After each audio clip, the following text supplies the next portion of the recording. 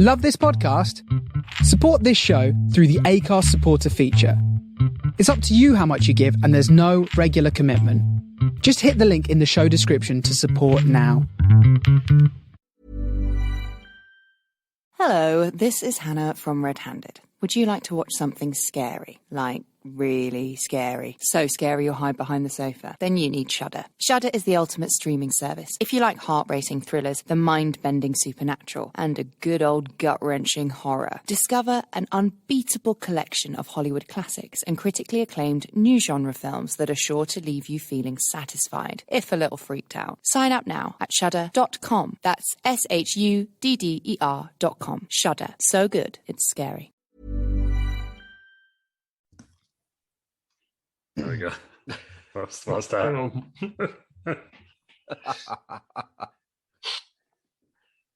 gonna keep this whole thing in. Too faster, man. Just a stream of biscuit crumbs comes out of his mouth in a minute. Rest of dry. Now he's on the wine. Right, cool, ready. Welcome back to an episode of Wrestling Around, and for the first time in quite a while, we're going back to 1996 WCW. We're doing Hog Wild, but before we get into that, joining me is the world-famous Sir Peters. Sir Peters, how are we doing? Fine. All good. Hungry, but I'm good. Hungry? Hungry. Would you not have a tea? What's going on? No, I cooked it and then got to go, aren't I? So you haven't ate your tea yet? Nope. Made it, aren't I? Curry. It's all right. Oh, that's why you have to go, because your tea will be ready. Tikka. No, I've already made it, but I've got other stuff to do. But I made all right. it. I know, but the way you said it then, it sounded like it was all going on your tea. So if your tea's already made, it doesn't really matter, does it? But I've made a chicken tikka masala. Oh, nice. Well done. Rice, naan breads, poppadoms, onion badges. Just the rice. Fuck that. Not payday yet, is it? The lives of luxury people lead. Joining me as well is Aaron. Aaron, how are we doing? This week I am going to be introduced as a world-class journalist, Aaron Franklin. That is true, and we'll get onto that later on. But yeah, he is a world-class wrestling journalist. Famous. Keep your heart out, Dave Meltzer. That's all I'm saying. Yeah, I've heard on the grapevine that the Franklin stars or what the Franklin ratings are better than Dave Meltzer's star ratings. So. True story. Yeah, we'll be going head-to-head again tonight, I'm sure. And to answer your first question, Ross, I'm very well. Good. Okay, so I'll let you tell your LinkedIn back in there. And joining me, he's not happy. None of us know why. Is Lou Mack. Lou, how are we doing? I'm disgusted. That's why I am. I'm disgusted. Is it because I'm 20 minutes late? No. It's actually that was part of it. That was fine. Like, you're not the person who's late, right? So we went out on Saturday. Mm-hmm. Afterwards, we were trying to get McDonald's. Couldn't get McDonald's, right? And the KFC. true. Yeah. Yeah. So I've been having this Still crave not for tweeting McDonald's. me back, by the way. Yeah. Speaking of fucking people not tweeting back, I'll get to that, Terry. Right. So, I've had this craving all weekend, and I thought, right, I've got to get back on the old diet tomorrow. Bank holiday, that side of weight you put on the bank holiday money don't count, right? That's the deal. Yeah, I feel you. I figured I'd order McDonald's and Uber Eats. We're recording this now. We're meant to start at 8. It's 20 past 8. It's Ross, as usual. But anyway, I ordered about 7. Got a McDonald's. Got some chicken selects. Got a McFlurry. Well, chicken selects meal, McFlurry. Got an extra burger as well, because, I was feeling it. Right there. Turns up, right? First of all, as Uber Eats always does, guy goes to the wrong fucking door. Goes to the building across the road. So I've got to go out, find him. And he goes, oh, it's all wet, mate. What do you want me to do about it? He goes, I'll go back and get you another one. Time we didn't have us. It's 20 past 8. What, so it's all wet? So you didn't get that yet? Well, I'll tell you what I've got, Ross. I've got a McFlurry in the freezer. I've got half a fucking Fanta, because the rest's just on my chips. And I've got a pour sour cream. Right? What did he do? What happened then? Did you? Well, he's not come back, has he? You've got to ring the restaurant, and they'll send someone else out. Ring the restaurant. Who answers? No one answers twice. So I thought I'll report it on the Uber app. Oh, we'll email you. Fuck. So what use is that? So I DM'd him on Twitter. I said, "Am I fucking eating today?" What? No reply. So I guess I'm not. The way you want to do it is you need to tag him in. I was going to order another one and then get a refund. I've done that now, Ross. I was going to order another one and get a refund, but the last thing I ordered was 2 McDonald's. So I don't think I'm getting one now because it's been like an hour since the incident. But at some point, I mean, like not like the Uber Eats guys can ever fucking find found my flat anyway, right? I was complaining the guy went to the wrong building, but at least he got the right street. Most of them got either way. And I've got to go out in my zebra pants to collect my bloody McDonald's. So I'm not eating. So I'm going to have a McFlurry and 2 slices of toast to drink tea tonight at about 11 o'clock whenever we finish recording. Sure, there's a solution here. You should have ordered Deliveroo and ordered 5 guys instead. We're in Leeds. He's not wrong. He's not wrong. I should. I was toying between KFC on Deliveroo. I am a Deliveroo premium member, so it would have been free delivery. but no. So you go to, well, do you want your Fanta? Because there's half it left. And then the rest of it, he was like, "You got to take your food, so you can send him a picture." So I'm just walking back to my flat over sopping wet burger and fries. So was none of it salvageable? Then? No, there was a few. I got a few chip shots, and then the Fanta crept in. The burger was dripping. And, it was like fucking chicken a l'orange on it. How did they normally send it then? Normally, they put a coffee lid on top. Right. And the guy was even saying, like, yeah, normally I've lost it at McDonald's. I've had enough. And I was like, he's like, dear. He was very apologetic, the guy. But he's not come back, has he? So he's not got you a new one, has he? No. He was that apologetic he'd bought you one, wasn't he? No, he was like, yeah, ring the restaurant, but the restaurant didn't answer twice. So what's the man to do? Have you done an actual tweet? I've done a tweet, done a DM. I have to complain through the app. So what more can I do at this point? Normally, they just like to save face, don't they? Yeah. And also, I've been on 2 trains this weekend. I'm still both late. So I'm just fuming about that as well. I hate normal life, right? Just get me back into lockdown, please. Were we having this conversation on Saturday? I was happy. This time, they go, oh, yeah, the train went in. Fucking was. It was just we saw him move it. Transpan Express, get your shit in order. Uber Eats, get your shit in order. And McDonald's, start double lidding shit again. Yeah. I don't know they'll come back with this. Oh, it's for the environment and stuff. No, fuck that. Just send bottles like everyone else does. You know what I mean? You can recycle the lids anyway, can't you? 5 Guys sends a bottle. Burger King sends a bottle. Subway sends a bottle. And it's not even fucking, I won't mind if they're like, oh, so we can send you ice. Because the McDonald's ice is good. I know it's got shit in it, but other than that, it's good. No, the rice is good. I didn't even want a Fanta. To be fair, the ice is all over that fella's bag, isn't it? It probably is, yeah. Probably they're like, oh, yeah, we sent you ice. It's in your fucking chips. So that's what sort of mood I'm in, Russ. You're a bit hungry, a bit hangry. Is that what I am. Yeah. Probably they got something else, though, to be fair.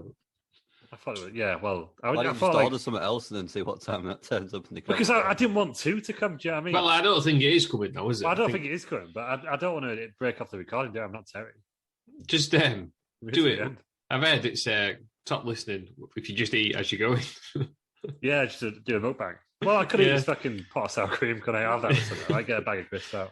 Why don't you just dip some bread in it? After sour cream or something, yeah. Oh, God, that's the saddest story I've ever read. Man's eating baguette of crisps. And well, because the worst thing is, sour cream I'm doing this this diet plan where I get all my meals sent to me like Monday to Friday. So I've got no food in for that reason, other than like my prescribed meals for the next 5 days.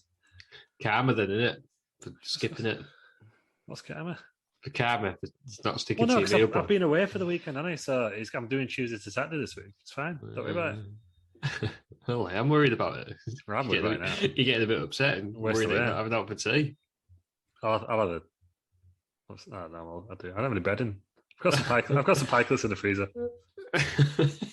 I'll have pikelets and sour cream. You got a big fluffy taco blanket you could just dip in as well. Yeah. Got a tin of beans. This is the saddest story I've ever read. Yeah, I'm infuriated. I'm disgusted. I better win on fucking McDonald's Monopoly, whatever this is. What's this? Free cheeseburger. Delivery only. I imagine if I won that, like fucking free delivery, Uber Eats. Well, you have to open it now because we're all excited. Well, the thing is, like, right, do you remember, I've had this right before, when I decided to order Uber Eats before the podcast. And my Starbucks took, oh, for God, look, it's not even come off properly. Fuck's sake. It's soaking wet, isn't it? That's fucking wet, yeah. All the glue's gone. All the fucking glue. Where's the fucking... It's not on there, it's just a sticker. Did you order it from McDonald's? Or have you... It seems like you've been had in here. So McDonald's on Briggett and Leeds. The fuck those guys? I mean, they never let me in on a night because I always say I'm pissed. Maybe they knew who you was. They knew who I was. It's that guy's band. Bow Street. £5 off a fucking phone case. Will you win? Will you win online? No, because I probably won't get a fucking answer, McDonald's, you pricks. Right. I hope you listen. This next week we're getting sponsored by Burger King. Yeah, fuck about those. Any other fast foods? Like Chicken Jar Jar out, you know what I mean? Come on, sponsor us. Ah, man. Yankee Land, sponsor us. I'm going to go to Adnan's Perry Shack next week. I think you should. I think you Will. should. But, yeah, well. I don't know where to go from that. It's not what the rant I was expecting. No, end the episode. Fuming. Yeah, it's a good job. This show. No milkshakes, as we know, obviously. They've got McFlurries there. Well, yeah, I've got a McFlurry in the freezer. It's got a McFlurry in the freezer, Peter. Yeah. If you've been listening. If you were listening, and But not playing on your also, phone. didn't come with any lid. The McFlurry. I don't know how that survived. It's a bit more solid, isn't it? I think. Yeah, it could be orange. I've got a Smarties one, but it could be orange Smarties for all I know. I'd taste them like it. But anyway, yeah. And also, the offer that, do you want it without bits? No, because it's just an ice cream, innit? The fuck are they talking about? Outrageous. That is outrageous. It's a 99 then, Charlie, isn't it? It's another flake, wouldn't it? Yeah, well, no, so it's just like... Just a 9. That's what it was. I don't know what they're called. Yeah. Oh. Well, apart from that, you're all right. Yeah, fine. Oh, God, you throw me right off. This week in wrestling, what's happened this week in wrestling? I don't really know. I thought I know. Adam Cole has not signed with WWE, and as of now, she's recording this Monday night, he's a free agent. Yes. He's also just gone live on Twitch, so I don't think he's going to be on Raw tonight. He tweeted earlier, didn't he, saying Adam Cole, baby. Yeah. So He was going to turn up on Wednesday night on NXT. Damien, NXT's on a Tuesday? Is it? Tuesday. Wrestling journalist. No, he's not. They've already recorded NXT, and he's not on them for like the next 3 weeks, I think. It's 3 weeks' time. He's back. Damian Priest was having a challenge tonight on Raw, so I was like, oh, maybe it's him, but it's not. So it'll probably be like Ricochet's one. They might pre-record it Raw. I've heard Keith Lee. He's going to come back as a heel, isn't he? Going to be heel, yeah. Yeah, so that would be a good chance. I think that'll be fine because his character's quite arrogant, isn't he? When you think about it, Yeah, Basket My Glory. Basket My Glory, and he speaks like in a real like Basket My Glory. I love Keith's voice. Yeah, he's got a real soothing voice. Yeah, so that'll be all right. But yeah, Adam Cole maybe All Elite soon, or it may just be. I mean, it's happened before. Was it Drew Gulak who his contract expired? He was out for like a weekend and re-signed him. This is It's very definitely happened before, isn't it? very Brock Lesnar WCW, isn't it? By WWE. Yeah, Just it's like happened letting with contracts run down. Why are they not like renegotiating with like a year left? Well, apparently that was that Seaman on it, so that's why they released Seaman. David Seaman. Do you know what I mean? Like that. Yeah, Any other business, you'd say this is poor planning. yeah. This is what Get New done. Japan. This is what New Japan used to do all the time, wasn't it? They Yeah, used to then like everyone leaves. people's WCW contracts did. like went out like right after Wrestle Kingdom every year. It's like when like Jericho and the Radicals and all that left WCW Yeah, and the Giant, as we'll get onto later, they just did it. What else has happened? Did you watch NWA Empower? no. Trevor Murdoch won, didn't he? He did. I was just about to say that before Ross obviously mentioned it. Was that actually on the pay-per-view? Because I thought it was an all women's pay-per-view. I think they had 2 pay-per-views in it. One Chelsea Saturday, Green one won Sunday. something. Yeah, She won some invitational. Ric Flair turned up for a bit. Yeah, Ric Flair's promo was shit hot. he was like just a lovely man, wasn't Yeah, he? it's basically like praising loads of wrestlers who he's wrestled in the past and kind of thanked him for his longevity in the business. Just thought it was a really, really good Yeah, promo. including Vince McMahon. Yeah, he was up there. But then he was going to say he was going to go for a drink with Tony Khan. So I did see where that. he's going. So Ric Flair's promo was basically the same as his induction speech to Sting. Yeah, Where he talked about himself for 10 minutes. means Steamboat Man. It's longer than 10 minutes. Though. We tore the house down, baby. No, it was nice to see a classy. I've left WWE, but I'm not mad about it. Do you know what I mean? It was just a nice, classy speech of like, don't have a go. Vince is great. I liked it. I was a fan. Trevor Murdoch, what do you make of that? Trevor Murdoch, world champion, doesn't seem right, does it? He's stuff. big across there, though, isn't he? He's done really well there, apparently. He fits in their thing, doesn't he, the NWA? Their old school vibe, yeah. Yeah, he fits in, doesn't he? Yeah. Was it Nick Aldis? Is it still Nick Aldis? It was, That's yeah. just beating And you. ended his 1,016-day reign, was it? If I'm right. The thing is, though, it's a bit like the Walter reign. Don't want to sound like a bit of a prick when I say this, but they weren't going to last that long, were they? until everything got shut down, there was no way these runs were going to last as long as this. Yeah, but the fact that it's so we've been in lockdown for like 18 months. Yeah, I mean, so was that like 500 days? You still did 500 days before Yeah, lockdown. to be fair on that one, but I mean the Walter one, what was it? For 800 days, not 700 days, something. 800 days on it. Yeah, I think all this was. It would have been longer, but he dropped to Dakota, didn't he, and like won it right back again. Is that at the fair? The fair all in, yeah. Yeah, well, good for them. Good for NWA. I don't know where it is. Is it on Fight? Yeah. Wow, I'm not paying for another subscription Everything's service. on Fight, isn't it? Just get your free 7 days. Get it all in. That's what I did. Actually, I think you only get AEW in those 7 days, don't you? I've no idea. Yeah. I used mine on Rampage. You don't get pay-per-views. You got to pay for pay-per-views. How much is it a month? Fight? £5. Yeah. I'm all for subscription services, but there's too many now, isn't there? But on Fight, you pay per promotion. So you could if you subscribe to NWA and then you subscribe to AEW, you have to pay whatever they were charging for each one. You don't just get like Fight TV and everything's on there. That's a bit shit then, isn't it? Yeah. Like you could watch the WrestleMania. You can watch WrestleMania on Fight now, but you've got to pay like 50 quid. So why would you? But you can if you want. Some sort of mentalist, and you don't. I know you can't now because it's on Peacock, but last year you could. Yeah, it was on Fight for the first time. Oh, right.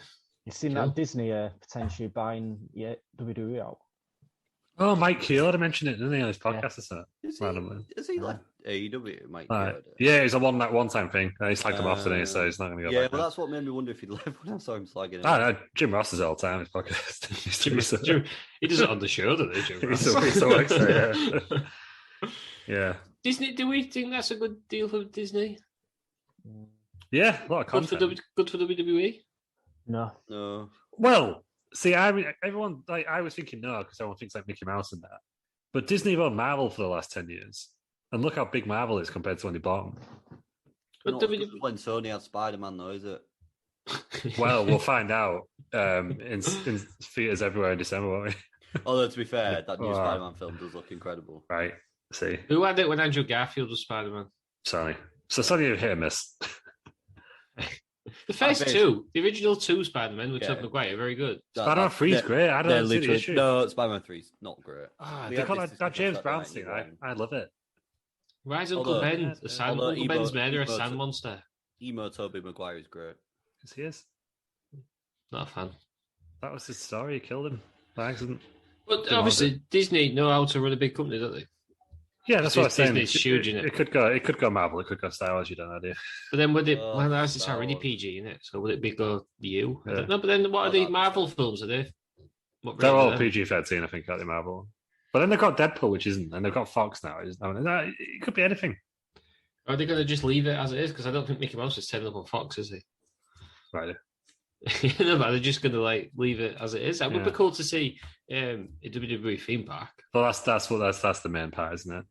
That's what we all want to see. NBC Universal might be buying them as well, so it could happen there, couldn't it? If to do it. At least we might get the physical Hall of Fame somewhere in Orlando, probably. I'd love that. That'd be great, wouldn't it? Yeah, that's the dream. It's going to be a lot then. It's going to be. WWE have just made like $2 billion on 2 TV deals on it, so they're going to be expensive. I wonder how much they're going to be. Well, I think Dave Meltzer was saying that next time the TV rights come up, rather than trying to outbid Fox, NBC may as well just buy WWE. Because NBC's Peacock in it, and they've got NXT and they've got Raw, so they just need to buy SmackDown really. But if you just bought the whole thing, they've got it, and it's theirs. Then anyhow, yeah. It must be, yeah. It must be like a contract though to say that they still have to go on to. Not going to do it yet. I know what I'm saying. Yeah. All right. Anything else interesting happening this week in wrestling? NXT's got a new logo. You don't like it, though, do you? I don't. Oh, is it just Terry Pierce don't like it? You didn't like the old logo? No, the stupid eagle one I didn't like. What is it? The new one's like paint splashes. It looks a bit childish, but we'll see how the show. Norwich Magic Eye shirt. We'll see what the show looks like, I guess. Although it's interactive, innit? It moves. Yeah. Which is quite cool. Oh, no, I don't think I like it. I like the font. The font's I'm just nice, used to being gold. Like Heart Attack's font, Yeah. isn't it? Terry Tackle spank again. Let's go back to the original one. Yeah, just go back to Ridge. Original one was where I was at, but yeah. Yeah, the eagle was too much for me. So they're going to change the NXT UK one? I don't know, because I'm only going to do Enfield Town. They've just got new shirts. It's got NXT in the middle, hasn't it? Well, they've been on about. Well, that one's. I don't know. I suppose that's its own logo in itself, though, isn't it? Yeah, but it's got the NXT lettering down in the middle. I know. I don't know. I guess we'll find out in the weeks to come. NXT UK might not be long for this world. Say that's totally different from the black and gold brand because it's got the little horse and stuff on it. So. Yeah. Although I genuinely can't see NXT UK lasting that much longer anyway. I agree with Piers. Why not? What have I missed? I just don't think it. If they're making all these cost cutting measures, there's going to become a point where they just remember they've got NXT UK, and they go, "Shit, we're paying all these people. What do we do with them?" What was the dream not to own like risk companies all around? Yeah, but they've slowed that down since the pandemic, haven't they? And they're not scouting indie talent anymore. So, and that's where a lot of the UK ones come from. We'll see. I don't believe that they're not scouting indie talent. I know they've said it, but I think it was it Samoa Joe said, well, the brief changes every month, so maybe this month it's not indie talent because they've got enough. So, but like as I said, I think I said that when we were out the week. Like if MJF or someone came available, don't think WWE. No, we don't have any. We don't want any wrestlers who are already trained. Exactly. So we get a bit of both, I think. Joe Hendry's been dropping hints that he's going to WWE, so we'll see. Oh, that would be Joe Hendry's look, though, wouldn't it? Going to NXT UK that folded like it went at the moment, yeah. I can just see it happening. I really don't know why. I just really can see it happening. Yeah. Maybe at the end of the football season, once Enfield Town's. But then they've got a deal with BT, haven't they? And it seems to be a pretty big deal for them. So I don't think Vince McMahon gives a shit about Enfield Town. I didn't want to say it. I didn't want to say it. He's not keeping up with this. Do you think he thinks? What's the? Oh my God! There was all those rumours that he was buying Newcastle, wasn't he, at one point? Who's Fulham's big rival? Chelsea, isn't it? Yeah, he's not going to buy Chelsea. Vince McMahon should buy Chelsea. The Towners, come on, the Towners. That's what you do, shouldn't he? Should buy a football team to rival Sonny Card in like all fields. Buy QPR, can he? Close enough, isn't it? Yeah, you could buy QPR. There we go. They've always got late lunatic ones, haven't they? Sonny Khan said he wants to do an AEW pay-per-view with Craven Cottage as well. I guess that's some more news thrown in there. No, that would work. I wonder if any actual Fulham fans would go, because from what I gather, Fulham fans don't like him. Yeah, if you got a free season ticket, you go. He did sell that out. How big is Craven Cottage? Like 25,000. It'd sell it out, but it wouldn't be Fulham fans, would it? No, but it's like. Yes, we would go. Craven Cottage, to be fair. Yeah. 19,359. There you go. Yeah, people on the pitch. You'll have the 20. pitch as well. Yeah. Yeah, but you'll lose. You probably won't lose a stand, actually, will you? Oh no, you might do. Yeah, no, they'll have them coming out the little cottage, won't they? In the corner. Yeah, the dressing room's in the corner, isn't it? Yeah. They'll just come out there. You'll still lose a little bit though. SummerSlam didn't. Not the cottage. Well, I don't know. To be fair, there is a balcony on that little cottage. So. There you go. The cottage. Just the CRT TV plonked on top. Jim Ross sitting on the cottage, yeah. Jim Ross called it Loftus Road. Yeah. But that's the week in wrestling. A lot's happened, even though I thought nothing had happened. What's also happened in this wrestling, as it was alluded to at the start, is from world-class wrestling journalist Aaron Franklin. He live tweeted a Wrestle Around Slam. Yeah, probably the best pay-per-view of the last few weeks, to be honest. From what I've seen of it, it was very, very good. Title changes aplenty. You've not seen the whole thing? Yeah, been busy. I've been watching 3 hours of Hulk Hogan walking around the ring. Actually, it was only 2 hours, 50 minutes rest. So you had time. I've seen most of it. Well, let's get to the results, shall we? We had so Omos defending against Farouk and Bradshaw. He lost to Farouk. Farouk is the new henchman champion, and the crowd went wild. Crowd went wild for that title change in the opening match. Unexpected title change, some might say. Not transitional champ Omos. Did anyone see that coming? Yeah, no one saw it coming. I think his second defense, he lost it. And Cultaholic beat the Bobs, the bloody match. And then we had the Peters Posse versus the Head Business, and oh my god, the Spooky Skank, 10 on Terry Peters. Did a horrendous backbreaker with a couple of punches because apparently you can't do finishes with your partner in that game. But a horrendous backbreaker, and then walked out on the match. And why did John got pinned? What next for Spooky Skank then? Because he's not a popular member of the. Well, no, and again we did lose a lot of people when he came out, but he will be going 1-on-1 with Terry Peters at the next pay-per-view. Rules. Rules. WWE have got extreme rules. We've got rules. We've got rules. The rules. So that happened. How do you feel about that too, Peter? It's got one of my former friends, Spooky Skank. Going to make him trip over his little tights. Well, it's happened before, hasn't it? And he actually power drove Spooky Skank before losing, didn't he? It was quite an epic effort, if you remember. It's one of the greatest matches. When was that? Is that one his debut, though, was it? No, it was just a random match, wasn't it? I think. No, it was. It was his debut match. It was Spooky Skank's debut match. How did it become? It's not Terry Peters. He's veteran. He's main event in this. Yeah, he's fell right down the card. Because the Spooky Skank had respect for him. Oh, because of that match. Because he used his own move on him, yeah.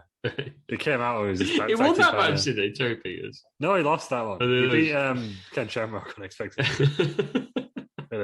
in a Lions End match, yeah, that happened. But but the dynamics changed this time, hasn't it? So yeah, well, we'll see what happens. Came an open challenge is answered by VM Punk. VM Punk.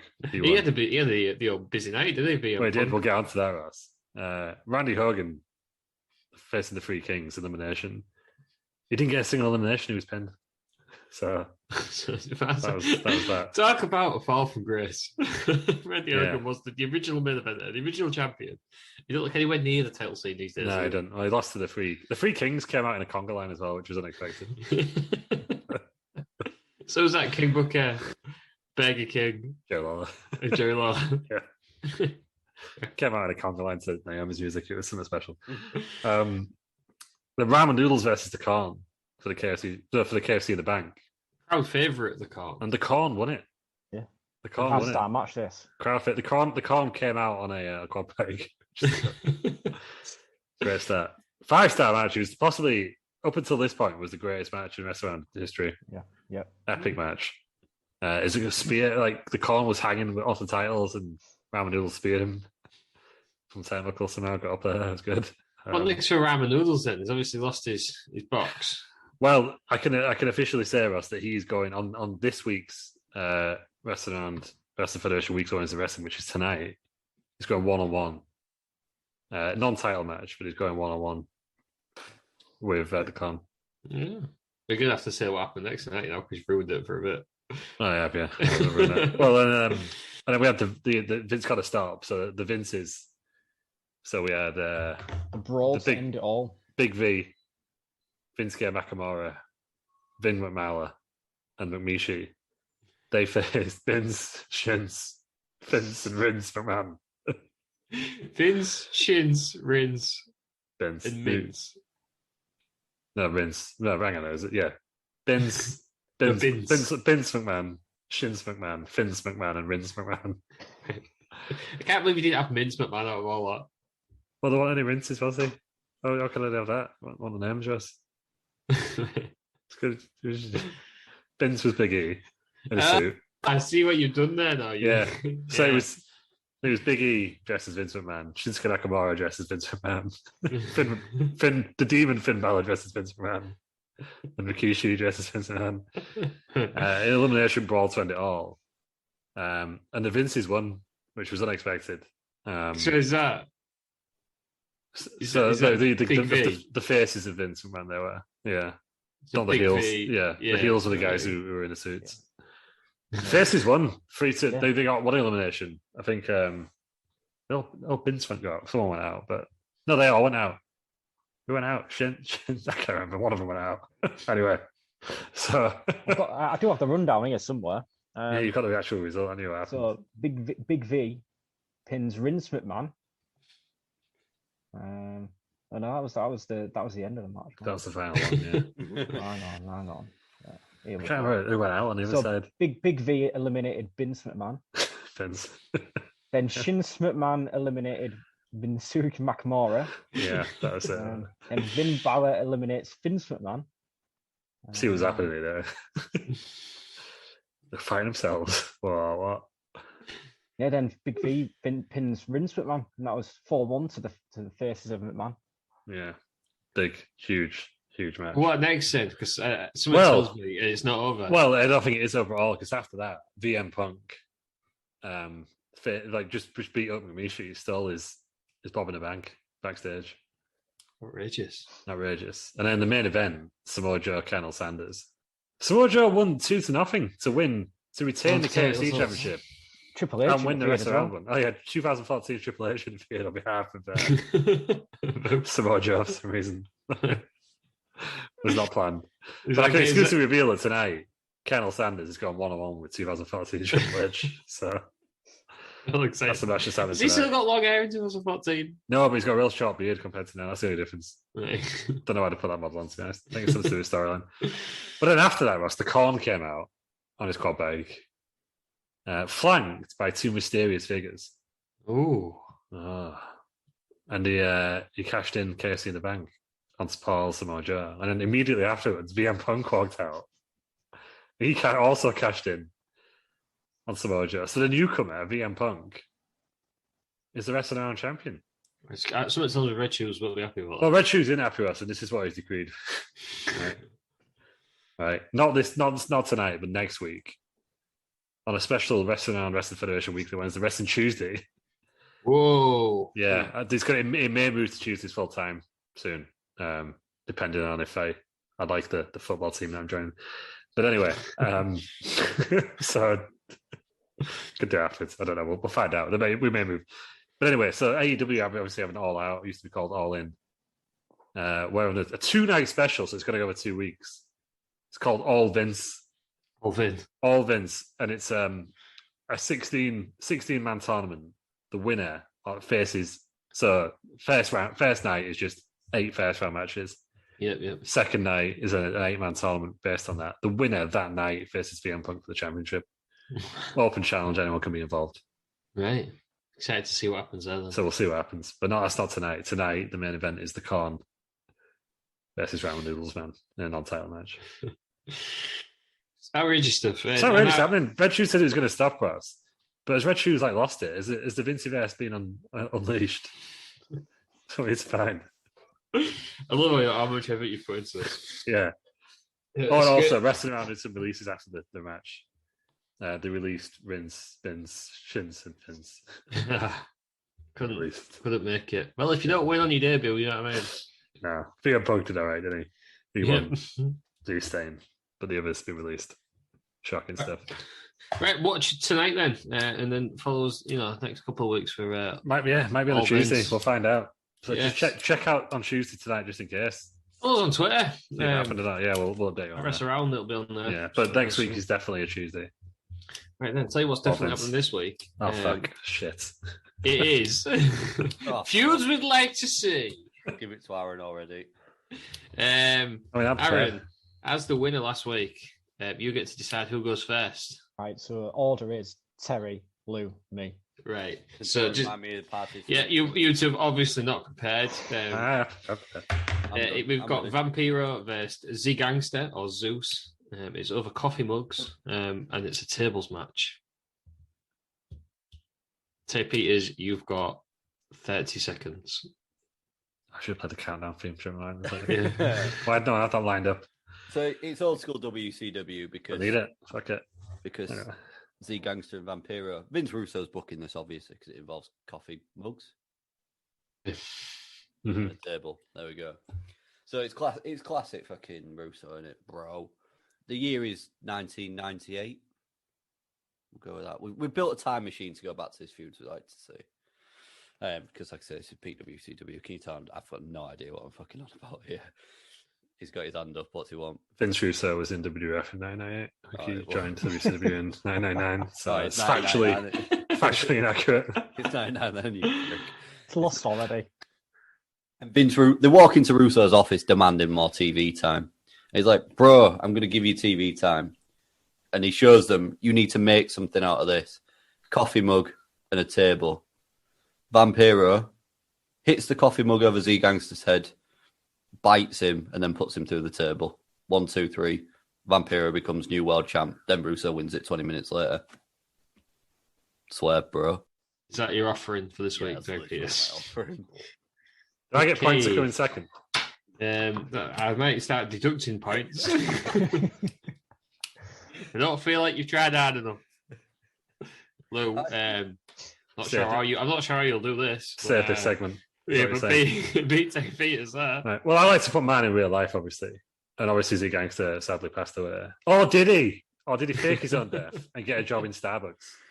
He fakes his own job. Fakes his own His death. own job. Fakes He his own, faked his own job in He Starbucks. did fake his own job because he was an actor. He was pretending to be a wrestler, so that was factually correct. What I just said, even I didn't say on purpose. So no, he's got a job in Starbucks, right? So he's there. He's a barista. Of course he is.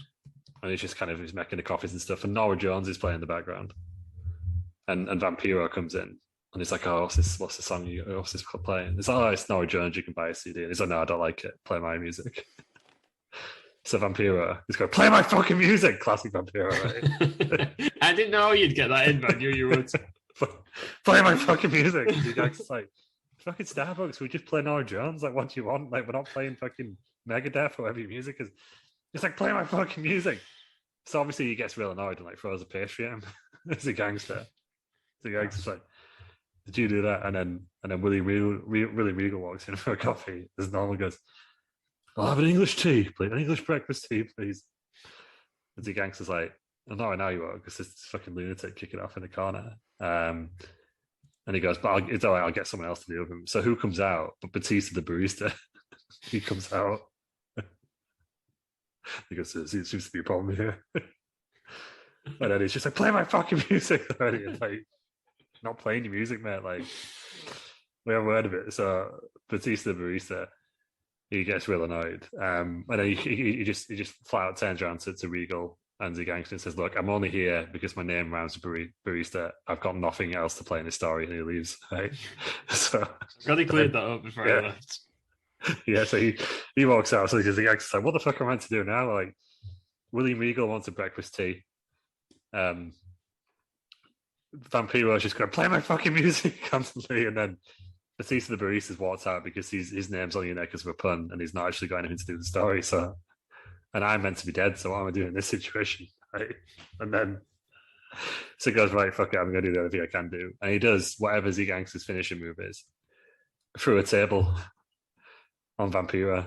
And Vampiro's just like, but it's a glass table because it's Starbucks, right? So he's in a lot of pain, Vampiro, and he's just going, play my fucking music. Play my fucking and he dies. Right, shit. Vampiro's dead too. And then the gangster goes, fucking hell, I'm dead as well. Right. So what were you gonna do in this situation? We're both dead. And then William goes, well, I've got an idea. You're both dead. You both be up in heaven. But what is heaven? Heaven to me is a wrestling ring. Now you just put him through a table there, young man. So I'm going to speak to my mate God, because his mates with God, they're on the Raw roster at the same time. And he goes, you'll be in a tables match, but it won't be any tables match. It'll be a coffee table in heaven match. So Vince goes like, we're going to put it live on the WWE Network / Peacock in exclusive markets. So he goes to Vince. He goes, Vincent, can't even run. I've just booked a match in heaven between two dead wrestlers. And Vince is like, Vampiro's not dead, you sick fuck. And he goes, he is now. You got put through a glass coffee table and 7 and artery. And Vince is like, oh, fair enough. I'll speak to my mate God. So he rings God. He goes, hey God. Because Vince McMahon can ring heaven because he rang Roddy Piper every week. Remember, that was the thing that happened in real life. So we know that he's got fans of heaven. Right? So this is all factual still. Because my mate Regal has got a great idea. We're going to do a tables match. God's like, I love it, bro. Because God's been first now, apparently. Bro, I love the idea. And they have a tables match, and it's the first ever telecast from heaven. Imagine if God actually was yeah. That's a frightening thought. And then Z Gangster wins, obviously. Because he's actually dead, so it's more respectful that way. I think I've done myself there. That's pretty good. It was better last week, wasn't it? Vampiro's dead. Vampiro died, 7 and artery. I'll kill everyone, I'll pay. Yeah. I should have been like Val Venus should have been special referee. Yeah, Val Venus is special referee because he died last week in canon of mine. It's a story. It's a multiverse. For God's sake. Oh, do you know what? It was better than Jay Peters. I think that was great. I put a lot of effort into that one. You shouldn't say much for better than Peters. Aaron, as the reigning champion, it's your chance to try and retain your current crown. Okay, right. There's not much So, time. the year is 2000 and it's WCW. And Zeus has returned to plug his new film next Friday. He makes his first appearance on first Monday Night Nitro of the year, which is January 3rd. He's backstage in the kitchen with his best mates Hulk and Horace Hogan, having a good catch up about all times. Zeus is pouring some coffee into some official Next Friday mugs that he's brought in his gifts for his friends, and have his face on his character named Devo. Hulk Hogan thinks these mugs are fantastic, brother. They sit down, and Hulk Hogan is excited to watch the film. He thinks it's going to be Zeus's big break. Enter Vampiro and the Insane Clown Posse. They approach Zeus and begin giving him shit about how bad his films are. And Zeus says he don't want any trouble, but if they carry on, they're going to be entering a world of hurt. Vampiro says, "You're not scared of anyone, especially someone who can't wrestle." Zeus isn't having any of this, stands up from his chair, picks up Vampiro and throws him into the kitchen cupboards. The Insane Clown Posse respond by flipping the kitchen table towards Hulk and Horace. Coffee flies everywhere, all over both the face of the Hogans. The official Next Friday coffee mugs that they were drinking have smashed all over the floor, and both Hulk and Horace Hogan are screaming in agony on the floor. Zeus turns towards Shaggy 2 Dope and Violent J, charges towards them, delivers a brutal double clothesline, nearly decapitating them both. Picks them both up, one by each hand, and just plants them both through the kitchen wall. By now, a few other superstars have come to see what all the commotion is about. Kevin Nash and Ric Flair head straight towards the two Hogans and shout for medical attention. Norman Smiley moves the table out the way just so there's enough room for when the medical assistance arrives. Zeus turns his attention back to Vampiro, who's finally beginning to get back to his feet, picks him up and powerbombs him through the table. Booker T and Stevie Ray grab Zeus and pull him away. Absolute carnage. Right, so then cut. It's now the next week of Monday Night Nitro, and the show opens with Zeus in the ring. He informs the audience that Hulk and Horace Hogan have been in the hospital with third-degree burns as a result of the Insane Clown Posse. Vampiro comes out and he's pissed. He says that Zeus has put the Insane Clown Posse in hospital and both have broken necks. It says that Zeus doesn't belong with WCW and Hulk Hogan has been bringing WCW down for years. Zeus responds and quotes his line from his upcoming film. I've just lost it. Oh yeah, so says his line from his upcoming film: "Shut your little punk up ass up before I drop you like I does." Those little pictures. Vampiro doesn't know what to say and he starts looking scared. Zeus declares that he wants revenge for his friend's potential disfigurement. Hulk Hogan's music plays and there's a huge pop. Vampiro shits himself, looking all directions for Hogan walking out. Hogan appears on the Titantron. He's in a hospital bed and wearing a medical face shield because of his burns, just like Cody Rhodes. Vampiro, let me tell you something, brother. I may be in hospital, but that doesn't mean I can't pull some creative control strings. Next week at Sold Out, you'll be going one-on-one with the biggest Hulkamaniac of them all, Zeus. And the stipulation will be a tables match, so Zeus can smash your puny body through yet another table. What are you going to do, Vampiro, when Zeus runs wild on you? So it's now January 16th, the week later, Sold Out. The match begins and Vampiro unleashes on Zeus with a lead pipe. Zeus is down. Vampiro throws in a couple of tables and a ladder into the ring. Hits Zeus again with a lead pipe and sets up the two tables. Zeus is back up now and plants Vampiro with a right hook. This gives him enough time to lift one table on top of the other. He picks up Vampiro and throws him into the turnbuckle. Lifts him up onto the turnbuckle, but Vampiro kicks him in the head followed by a drop kick. Vampiro sets the ladder up and starts climbing up it. Zeus joins him at the top of the ladder and right up to being thrown by both guys. Somehow, Vampiro gets the upper hand and sets up to suplex Zeus off the ladder. Zeus overpowers him and sets him up for a powerbomb. Vampiro tries to get out, but the raw power of Zeus is too much. Powerbomb off the ladder, straight through both tables. The crowd go wild. Now they start chanting Devo, because the film was released a few days earlier and everyone has seen it. Vampiro lies broken on the ring floor, surrounded by broken tables. Zeus leaves the arena and the camera follows, and he's greeted by Hulk Hogan backstage, who passes him a coffee in a Devo mug. The end. Well, to be fair, it's harder than last week. Thank you. Thank you. No, it did come out January 12th, 2000, next Friday. Yeah. Actually correct. Oh, I see. I didn't know that. That's further point. It was a sequel to the Night and I Feel from Friday. Oh, for God's sake, he's done it again. It's 2-1. Aaron gets the win. What? Yes. I'm sorry, but when you can actually... I thought he was making the film up, and you just proved it was correct. You nearly had it, look. Darn. He never did get his big break, though, did he? No. So, right. So working the Starbucks now. I've again added some more names to the wrestling wheel. So Bloody hell. Next week's will be... Right. Let me write it down so I can prepare like I did this week. Stone Cold Steve Austin. Oh, what? Also, what I've done is I took some of the shit out because whole better career I used to go play all the time. Right, and he's against. Look, you're always saying you're going to write this down and be more prepared, and then you always forget. I'm writing it down right now. Say, Peters, you better be writing this down.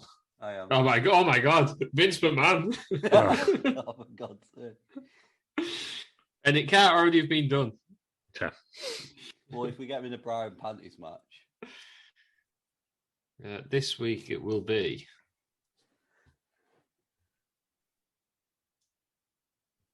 A cooking spoon. A spoon used solely for cooking. What is this list of?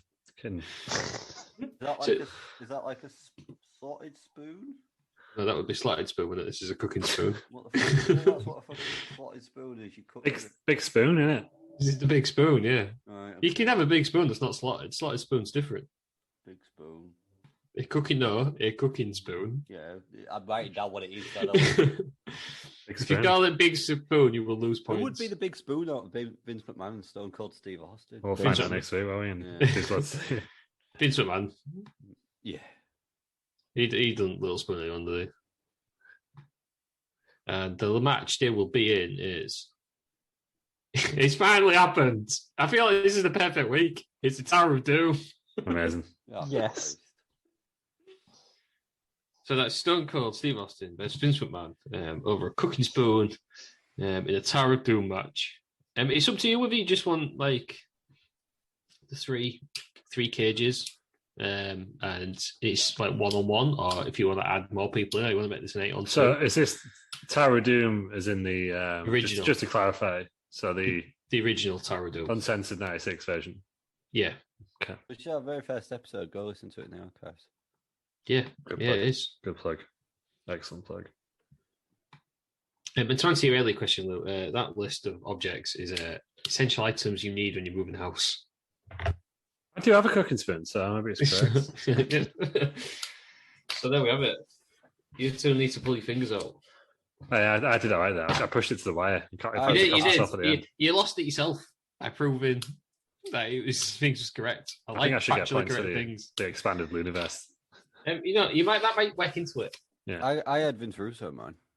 Yeah, but wrongly. That's probably why you've lost it. You had Vince Russo wrongly. Yes. Yeah. And do you know what? The detail these two guys put in it, yours was about a minute long. I had no idea what to do. Well, you've got to get thinking. This is why you get all week. Should we do the main event then? Go on him. WCW Hog Wild 1996. It's on August the 10th. Actually, no, before we go, Terry, you sacked. That was a pathetic performance. That's right. Off your pop. Can I do the first match and then go? No. We'll let you do one match, but then your contract will be terminated, yeah. Okay. Yeah. Enjoy that. Bastard. Right, You we'll are do the first rank. match and then I'll go. You are absolutely sick. I know. Keep that in. WCW Hog Wild 1996, August 10th. Sturgis Motorcycle Rally, South Dakota. 5,000 people there who Tony Schiavone was obviously not a fan of because he just kept slagging them off all the way through. But we'll get there. Bunch of rednecks, aren't they? Just called them odd all the time. Tony Schiavone looked odd, didn't he, the way he was dressed? He did. Yeah, but he wasn't the only one. I wouldn't have picked out Tony Schiavone in that lineup of three people who was ridiculously dressed. Who would you have picked out? Dream shots. Just a big dust in general. Yeah. Triple denim dusty. Yeah. No, I suppose. Maybe me and Gene actually when he comes into it, like, what the fuck was that? But yeah. Yeah, but I quite enjoyed Tony- Tony Schiavone's tattoo as well. I was just about to say his tattoo was quite good. Was that real? No. No, it was a No, because he kept trying to show it off. Didn't he? Yeah, it was temporary, I think. Did you get the sense that the commentators like hated each other in this? By the way, like legit hated each other, Yeah, I think they did though. To be fair, especially Dusty and the Brown. there weren't fans. It was like No, it was very much like Corey Graves and Booker T, wasn't it? But they were both like infinitely more terrible. Yeah. Tell you what I quite enjoyed was the fact that the whole thing felt like a festival. Obviously, it was part of a festival, wasn't it? Yeah. Because I can confirm that at 1996 Sturgis, Tim McGraw played, Eric Bairden of the Animals, and Steppenwolf. oh, nice. This is what he brings. This is the wrestling journalist. I'll tell you what, since then, though, they've had some great He's got lineups for notes. Sturgis. Flashcards. 1999, Def Leppard, Lynyrd Skynyrd, Poison, Beach Boys. The Beach Hold on. Boys. I can't see them at Sturgis. Yeah. Oh. 2004, Nickelback played. And Lou will like this one. 2019, Snoop Dogg played it. Amazing. Did Yeah. you just run out with people? To be fair, Fozzy played there last year, didn't he? Yeah, I think they did. And they were responsible for an outbreak of the old vid, I believe. That was Yeah. That's not surprised. Well, Sturgis in general, but probably Kushoka's wife. I should probably say that out. Anyway. Leave it in. So before that even started, on Saturday night, whatever their Saturday night TV show was. It was called Saturday Night, right? Yeah, because this was actually on a Saturday, not Sunday. Yeah. There was 8 matches, so they had 8 matches before they actually even started. So we had that's fucking mad. Public Enemy beated Rough and Ready in 3 minutes. They didn't want to. They beat him. Defeated him? They said beat. No, defeated him. Beating them rough and ready. Beated him. Beard. Right. I'm reading and speaking at the same time. Sad. That's Dick Slater and Mike Enos, for those wondering. It's even worse. So the second match was Conan defeated Chavo Guerrero in 4 minutes. The internet was not happy about that one. Then the Nasty Boys defeated High Voltage in 3 minutes. Alex Wright defeated Earl Robert Eaton, 30 seconds. The Dungeon of Doom, because there was like main events, like the month before. Taskmaster, Meng, and Barbarian beat Joe Gomez, Jim Powers, and Mark Starr. Dave Taylor beat Mr. JL. That's Jerry Lynn, isn't it? Jerry Lynn, yeah. Diamond Dallas Page. Mr. JL before, haven't we, in this? Yeah. Diamond Dallas Page beat the Renegade, 6 minutes. And Arn Anderson actually had a match, but we didn't see it. He beat Hugh Morris in 40 seconds. For the henchman title. Yeah. Yeah. That was it. Yeah, mad. I wonder if that was like immediately before, because there's a point in this where he says they like sort of go away and he says joining us now live on pay-per-view. So maybe, Yeah, I think it was, yeah. I did write a comment about On that. TBS on it, Yeah. no wonder the crowds just didn't like any of it. Mild. No. So the first match then is Ultimo Dragon against Rey Mysterio for the Cruiserweight title. Mike Tenay. Mike Tenay. Mike Tenay joins on comms because he's genuinely the only one who knows whoever these guys are. Cruiserweight expert. Yeah. Ultimo Dragons with Sonny Ono. Rey Mysterio is dressed like Spider-Man, though you don't like themed costumes, so he's doing it forever. Yeah, no, just everyone doesn't know that, don't they? Do you know what I mean? Like, you watch WrestleMania now, and it's like just watching fucking Infinity War, innit? Because they're all dressed as like Avengers and that. Like, I thought you'd have preferred that. no, because I think like it puts them on like a low level until Tony Stark comes out dressed as like John Cena or whatever. It's only one way in it. I don't know. Like, yeah. It's a bit mad. Mysterio only being part of WCW for like 2 months at this point as well. I know we're referring to him as like a Mexican legend, wasn't he? Even though he was about 12. And the crowd shouted USA.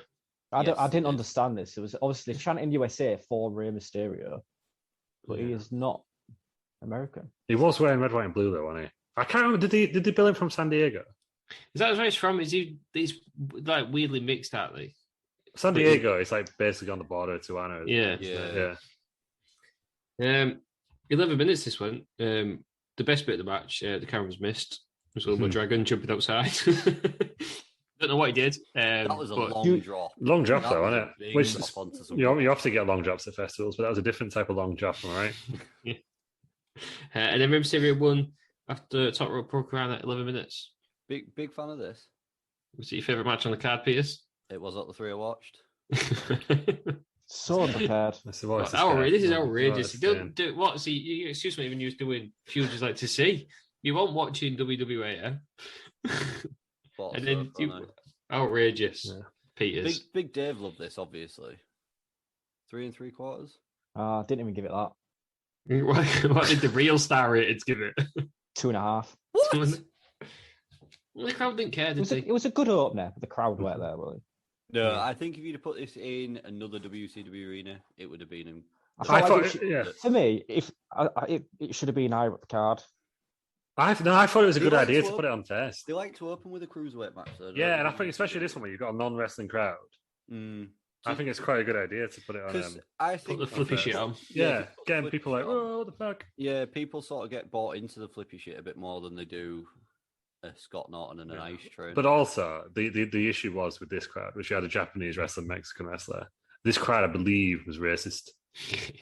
I'll get to that later on because the only one that they boo, we'll get there. Yeah, I've so not seen that, and I'll be gone back. so based on that, I believe it was a bad call. But then, how are you meant to know? Well, I could have told you. The crowd's going to be racist. I could have guessed. Picture us sitting there in the Black Hills. I'd like to go. Yeah, the crowds. Rather about the crowds, they were doing my head in. Just what stages? Well, South Dakota. Yeah.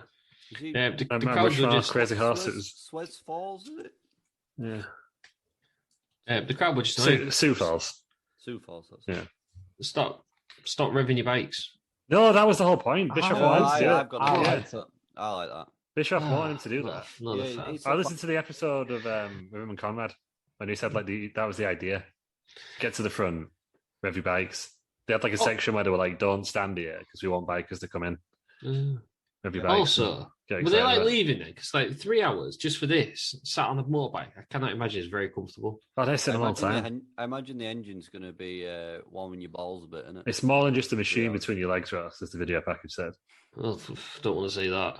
Yeah. I'm sure there's a market for it, but not for me. 2021 is the machines that go between your legs there. Not advanced. in South Dakota. Yeah. It was on the video package. Yeah, I know, but I didn't realise that until this point. It's the home of democracy. Yeah. That's Vince McMahon. I don't really know where I thought it was. To be And the old Crazy Horse. This is the first one, isn't it? This because it went to Roadwell of this. Yeah, do you know why? Because it's something to do with hogs. Yeah, factoid. Harley Davidson sued him. I rang up and said, "Can you not?" Because when you get a Harley, you get inducted into a group called the Harley Owners Group, or the Hogs. Oh, is that where it's come from? I don't know if that's where it came from, but they've got the trademark on it for all things related now. So Harley Davidson apparently rang up and was like, "Do you mind not doing that anymore?" So they let him off with this one, but said just change it for next time. Oh, that was nice. I of think them. Road Yeah. Wild better than Hog Wild anyway. Yeah, Hog Wild Yeah. sounds like Lou's having a nightmare with the speaker. Hog Wild sounds like it belongs at a farm. also Wild Hogs is the film with Tim Allen. Great film, that. Solid film. Don't I even- watched it a couple of months ago. Is it the best motorbike film of all time? It's the only one I've seen, I think. Easy Rider's pretty up there. Easy Tron. Rider's a good film. What Tron. Nicolas Cage's Ghost Rider? Yeah. Tron's alright, innit? It's Tron. Not, It's Tron. 0.1 on the Franklin scale. Have I seen Ghost Rider? Feels that haven't I? It's two. It's not two Ghost Riders. No, I'm thinking of something else. I've not seen the original Tron, though. I've seen the second Tron. I've not seen everyone. I just thought it was funny to say Tron, to be honest. There is a second Tron. Hmm. I've seen all the cartoon rip-offs of Tron. You know. Ted Peters, you Should we sack him for not watching the rest of the show? Like, yeah. I'm sick of you, Peters. Would so- you like to know my thoughts on the next two? No. Big meaty men slapping each other. That's all you know in the next one. Bull Meccano's hair's great. There you go. Outrageous. I do like Thanks- Bull thanks for Meccano, your to be input. fair. Thanks for your input. You are. Peters, I think you've been on here long enough now. You're Weird the subject of a sacking yet again. weird ending in it, Bull Meccano. Don't know, we're not there yet. Well, that's my thoughts on it. But it was. It was. Yeah, yeah. There you go. We'll discuss that in due course, now, Peters. Well, there's my thoughts, preemptive thoughts. Goodbye. Get rid. Yeah, Block him from the absolutely. chat. Where's the Absolutely sound? right. Where's the sound? I'm just waiting for it. Absolutely. No Vince McMahon this week. No, you couldn't book him in. It's too busy. He's He's- too busy he fighting said- Stone Cold and he over. Yeah, there we go. Right. So, He's gone. He's not coming back. I think I accidentally banned him. Well, it is what it is. Yeah. Moving on, Yeah. we'll move on then from the next match. We get Mean Gene looking absolutely ridiculous, just like everybody else. And then Tony Schiavone says all the bikers are really odd. A lot of odd people here. Stages. I mean, he wasn't wrong, was he? No, but come on, man. No, I thought it was mental. Mean Gene says that 250,000 people attended Sturgis that year. Yeah, 250,000. that's outrageous numbers, isn't it? On That is bikes. crazy. Yeah, on bikes. Fish, got fish text. I got fish text and a complain. Yeah. Don't know what he's complaining about. Yeah, well, screw him. He's been sacked. What match are we on? I've lost. Ice Train versus Scott Norton. Oh yeah, one very good, was it? So it was after the breakup of Fire and Ice.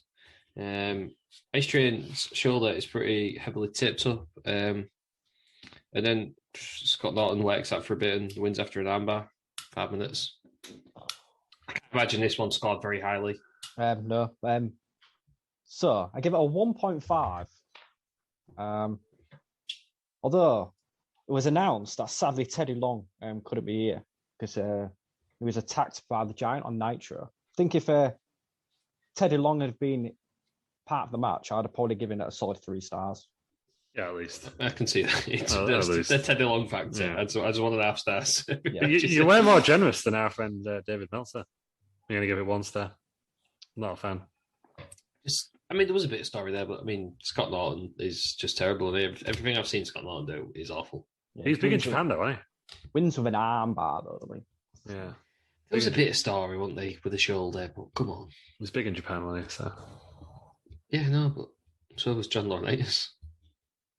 Yeah, he's got more 5-star matches than John Cena. John Laurinaitis, genuine fact. Which proves all you need to know. Should have beaten at Battleground 2014, however. That's what you're saying. Should have taught him a wrestling clinic. Yeah. You got out to add for Ice Train Norton.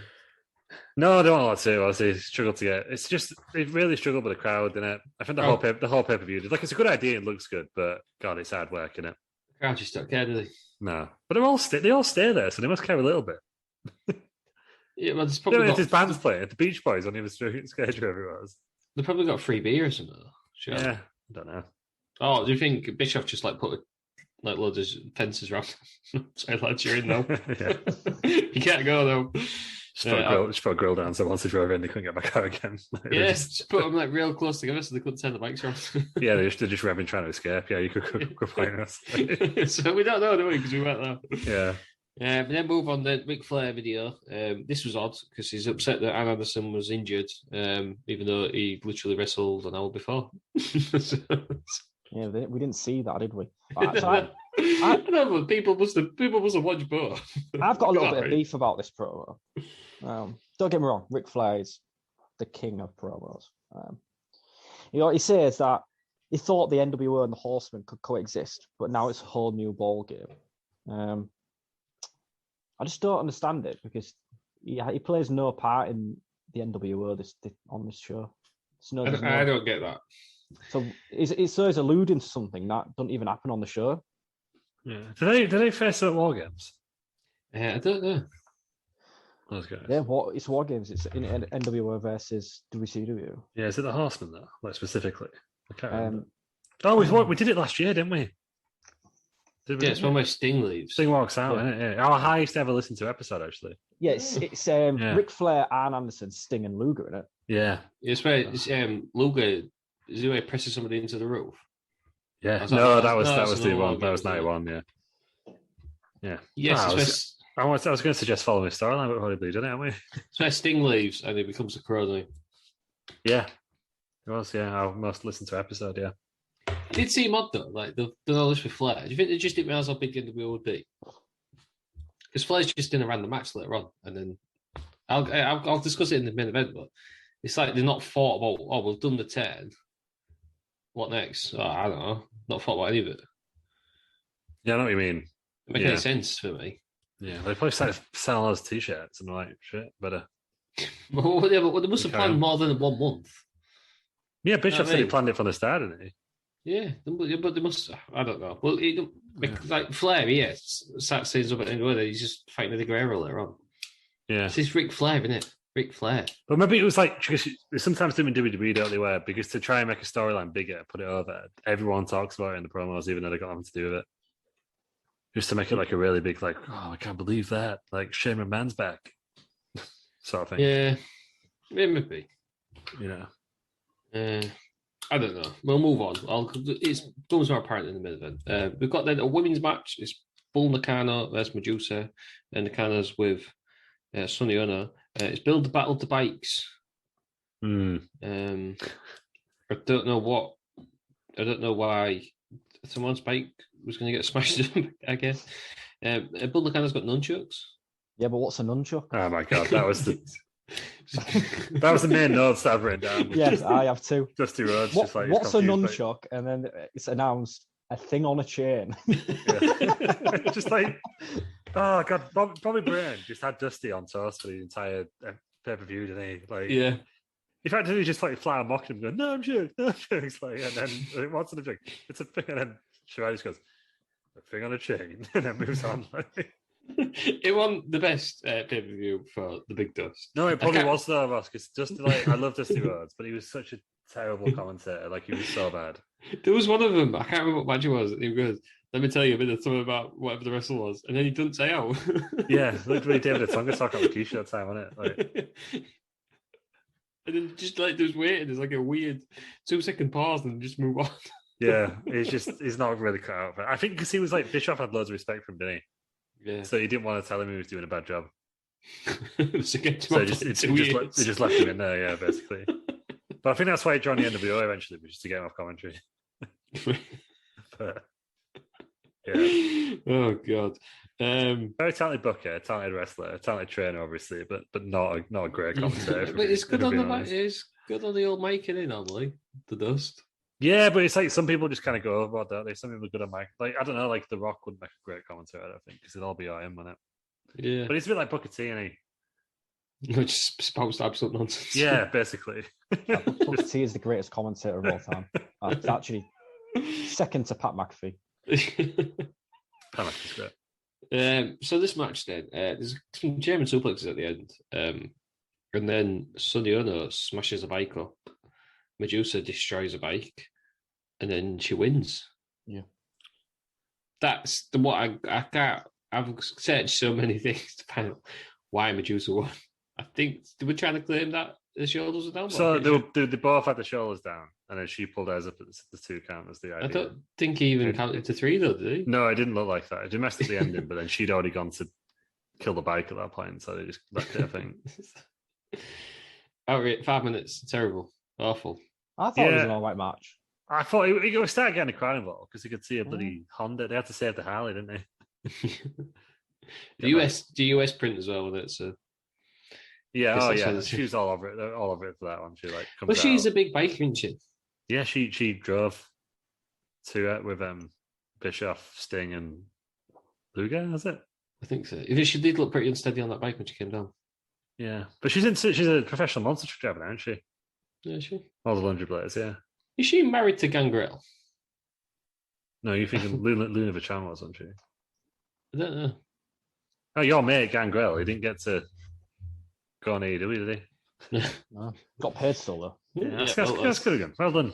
Good business. Yeah, because do you know what he's losing money out on? Ross ain't got a fucking t-shirt. What's the t-shirt? Well, the t-shirt I had, I'm pretty sure wasn't even. Well, he's got a new one now, Fanging and Banging, so you can buy it. Aaron sent you a link. I'm well aware. All the rest of the roundheads out there want you to buy that t-shirt, and you've not bought it, Russ. So what's going on? When the rest of the roundheads start giving us some money, I'll bloody buy it. No, she's not married to Gangrel, and she's never been in a relationship with him. So. No, but like Gangrel was married to Luna, actually. Yeah. Wasn't he? Don't know. Have I met that? Maybe they've come cross paths at some point, because Grangirl loves fanging and banging, doesn't he? So Yeah. I think I told this story before, but I nearly accidentally met Alundra Blair / Medusa once. Yeah, he did. She was before Edge at Access. And the queues are just sad on it for the people. That guy, one guy who was doing that Edge cosplay. Oh, he was gutted. You can't get in too early. Me and Tom nailed it. Well, I felt a lot of pressure because I was wearing an Edge t-shirt.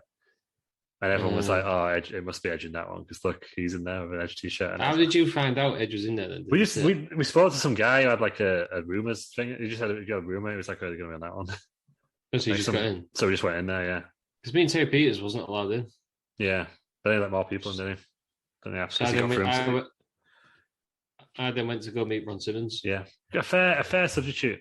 Yeah, like it's like when I wanted to meet Becca Lynch, couldn't, but we had the Big Show. It's fine. Yeah. I had to keep my hoodies zipped up today because I had a Becca Lynch t-shirt. Yeah. The one that still upsets me is standing in line for Samoa Joe. He leaves and Ty Dillinger comes out. Yeah. And in the year after, it was like Velveteen Dream and Aleister Black, and they just both absolutely tore the house down the night before. It was hot, wasn't it? Yeah, it was just so good the year after. And then I ended up with Ty Dillinger. Before Ty Dillinger he had like his 5 minutes of fame. Yeah. Outrageous. Still a Shame. little bit of that. Yeah. Sami Zayn, though, was pretty quiet, from what I remember. He lost, didn't he? Who cares? Yeah, he did. Simple. Yeah. If that's worth any money, signed takeover ticket. Is that his last? That's his last NXT match. Yeah. I've got a signed ticket, Get some big bucks for that, I reckon. so somebody can buy it for £2,000. Or if you tweet us, retweet our latest tweet, we'll give it away for free. For £2,000, you can have it for free after you've transferred me £2,000. No, fair enough. Yeah, makes sense. Yeah. Yeah, that's all right there. I'll get the fair deal there. Mm-hmm. Oh, if they sell it on for like £10,000, some sort of freak's gonna buy it. Surely. Left it on the windowsill though, and it's now a bit faded. Well, I left my WrestleMania ticket in the hotel room, and I'm devastated. I don't have it. Got all the tickets on that weekend except for the WrestleMania ticket. Do you know why that is? Because you are genuinely the worst person to share a hotel room with. Because you're all over the place. There's no order to your life when you're in the hotel room. Just leave stuff where you find it, don't you? Yeah. Well, yeah, you just leave stuff. Shoes got the side of the bed. Who's got the the WrestleMania ticket because they neatly folded the gloves away every night? No, I put mine on the coffee table there. This guy. The bedside table. But. Yeah. Stripped everything on there. Underneath all your dirty old receipts. Well, you didn't need it in my pocket today. Yeah. Could have got thrown out by the maid. I don't know. But anyway, I don't have any more. Pretty sure. Well, it's your own fault. Right then, the next match. Dean Malenko. you missed Franklin's rating on that match. 2 stars. 2 stars. 2 stars. All right, it's okay. It's the second best match. Dean Malenko versus Chris Benoit. Malenko's with Jimmy Hart. You've also missed out the great promo. Who's promo? Steiner Brothers have sat playing computer games. Oh, yes. Oh, my God. Which is brilliant. And Rick Steiner is just absolutely loving it. It's so into it. He's just absolutely bashing the keyboard. What is that? Because we grew up with the internet. I don't ever remember the internet being like that. No. And he was obviously pretending to play some sort of racing game, which back then will not have been very realistic. Yeah. It was swaying side to side. I don't think you'd do that. You ever seen it though? In like TV where they pick up like an Xbox controller or something and they pretend they're playing the game and they're proper animated. Nobody's ever played a game like that in the history of the world. Oh, Tom has. Tom. No, but you know where they're all like proper button mashing and they're like moving it about and that. Nobody's ever played any game like that. Oh, when Kelly Rowland's trying to send a text on an Excel document. Yeah. Yeah, getting annoyed that no one's texting the back. Yeah. You've just put bloody formula in, love. You haven't actually said out. The McFlurry's fine, guys, by the way. I can't believe you got Smarties. That's pretty basic. Why? Because it's not one of the. It's one of like the ones that's there all the time, isn't it? Well, there was that Maltesers or dairy milk or caramel. Oreo. No, Oreo's there. That's more basic than Smarties, isn't it? Nah, I love good Oreo. I'd have gone for caramel. Like, get the extra sauce. Well, 50p more for the sauce in it. 99p for the Smarties, £1.50 for the dairy milk or caramel. Yeah, worth it for me though. Nah, not for me. Smarties is a good choice. I normally get cream eggs the one in it. Cream eggs the best one. Oh, the Aero ones I've been a fan of recently. They've stopped doing them now and then. You've not got major brain freeze now? No, I'm alright. It's surprisingly soft considering it's in the freezer. It's covered in bloody whatever they put in the Fanta to make it fizzy. Yeah. Oh, got my dolls in here as well. I probably had one on the side of my chips, but it's too soaking wet, so it's in the bin there. I can't believe that you tea. I can't believe your tea is a McFlurry at half that. And I got something else, mate. This is why I lost half a stone in 3 weeks, that's right, because this is why I have my tea, just a single ice cream. Hey, well, if it works, it works. That's my new diet plan. The Lou Markham diet, McFlurry. Nobody at Wrestling Around recommends that diet plan. Please eat tea. Don't just have a McFlurry. Will you win online? Get fucked. If you would. No, you've got to add stuff to it, haven't you? Pentonville Road, you've got to add stuff to that one. It's not like instant wins, I don't think. Outrageous. I won £5 off a phone case today, so that's the one I've got for free. I've won that one. If you're interested, I can't remember the name of the guy, but when McDonald's Monopoly's been around for years, there's a guy who he was like deciding where they went, and he was like traveling with a suitcase of like the big prizes. And basically, he ended up like fixing it for his mates and got involved in the mafia. There's a really interesting story behind it. Is that Monk Mafia? Is that what that is? Yeah. Is that the story? Yeah, basically, there's a guy, and he starts telling people, "Oh, go buy this one because I've put one in there." The BBC series? Don't know. I read a big online thing. It was an online story. I don't know if it's been. But yeah, but I think he married somebody in the mafia, and they got wind of what he was doing. people were paying him to have these stickers and that. So he was just making loads of money. Old Salvatore, yeah. So read that. Right then, Dean Malenko versus Chris Benoit. Benoit's with woman, Miss Elizabeth. I think, is he in the Horseman at this point, Benoit? Yeah. He referred to as the Horseman, I think, a couple of times, isn't he? Yeah. Basically, this match goes for 20 minutes. Well, there's a timer for 20 minutes, thank God, because it went for about 5 hours. The match was restarted 5 minutes after the time. The fans didn't care. It then went into another overtime. After 5 minutes was up, it said 5 more minutes. The crowd were not happy. No siree was it. I agreed with him, to be fair, on this only. Then Malenko puts a clover leaf on. Woman distracts Malenko, and then Benoit wins off a roll up. 26 minutes. Best part of the match, Dusty Rhodes says, talking about Dean Malenko, he says, "I don't think he's a man of 1,000 holds. I'd say 3,000. Awful match. It's boring, wasn't it? I don't know what it is. Both Dean Malenko and Chris Benoit have had plenty of matches over the years. They're going way too long. Yeah. Way too long, all of them. And I feel it's the same with Chris Benoit. No matter who he's against, he always has really long matches, like Kurt Angle. Stupidly long matches.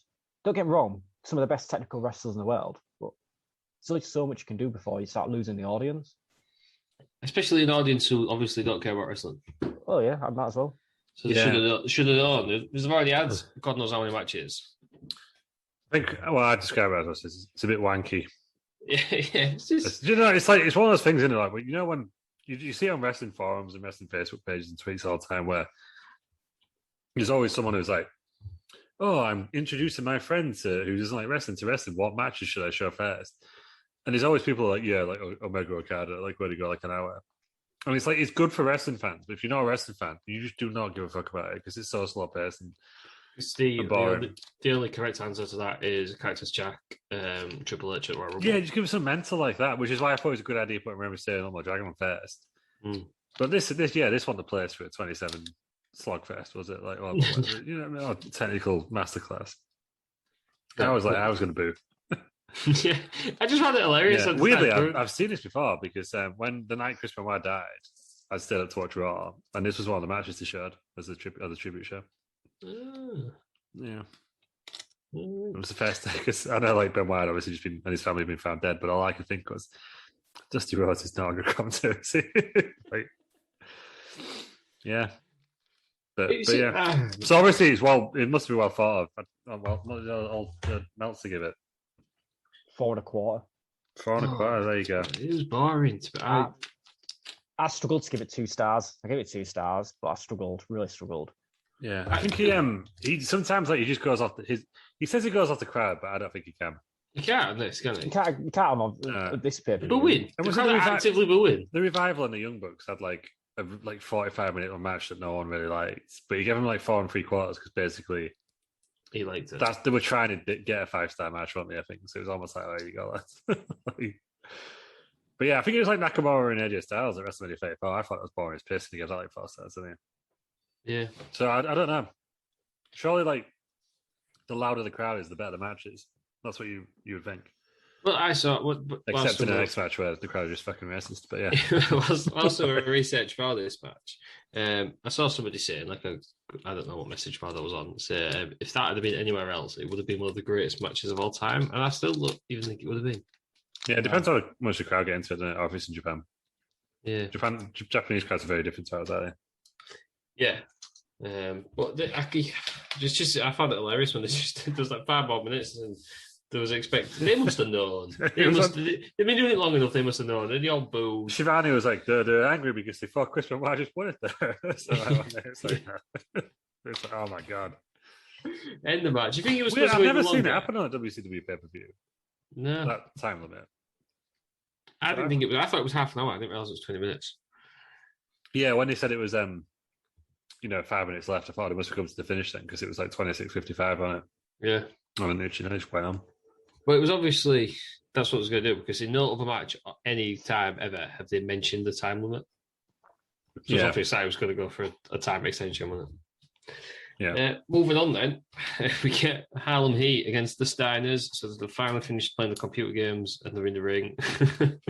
And Harlem Heat are the tag champions. And for some reason, can't quite put a finger on it.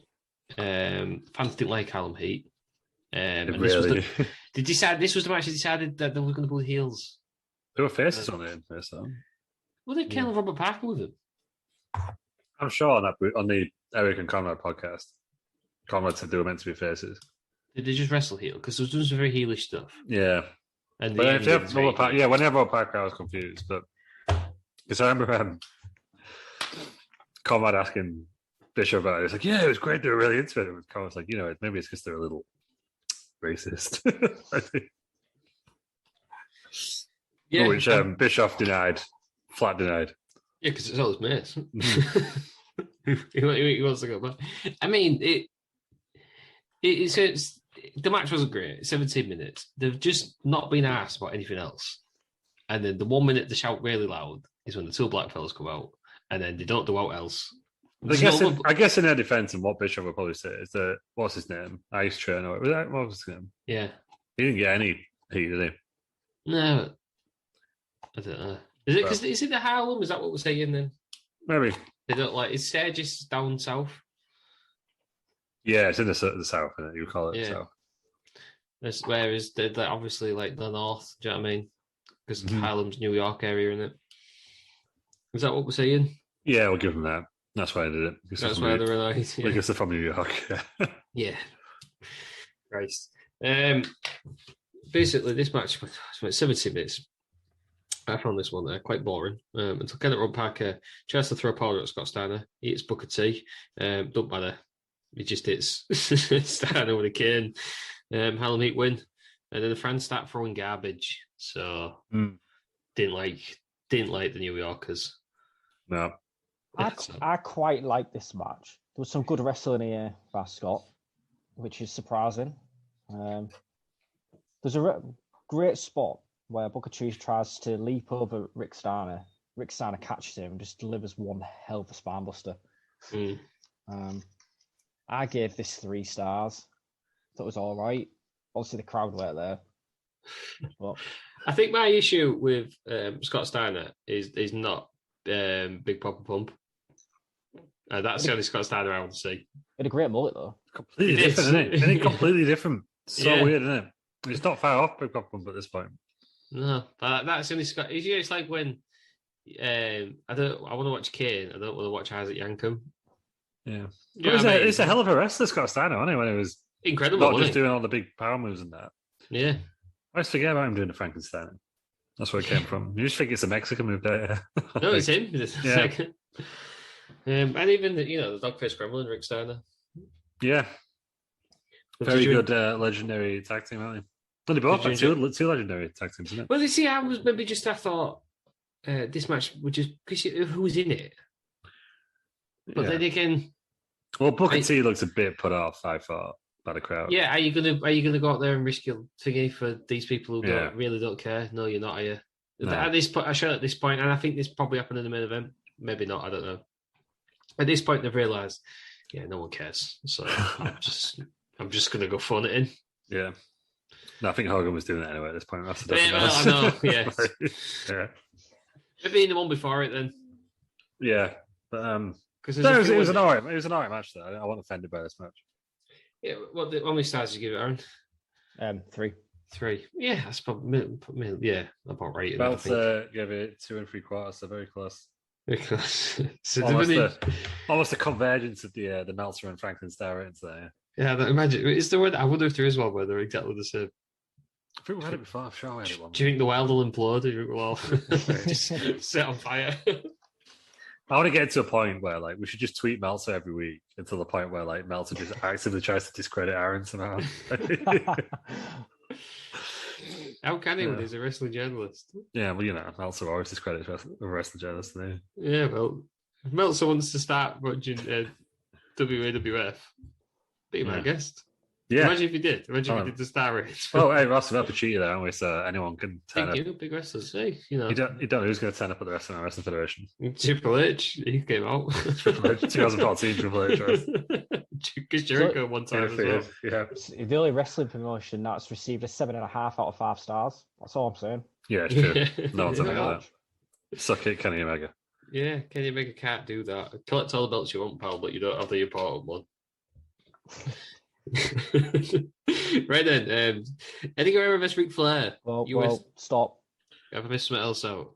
It's a fantastic promo, yeah. Well, it's not even a promo. It's just. Is this just a video of stages? This is just a video of lots of WCW superstars riding bikes.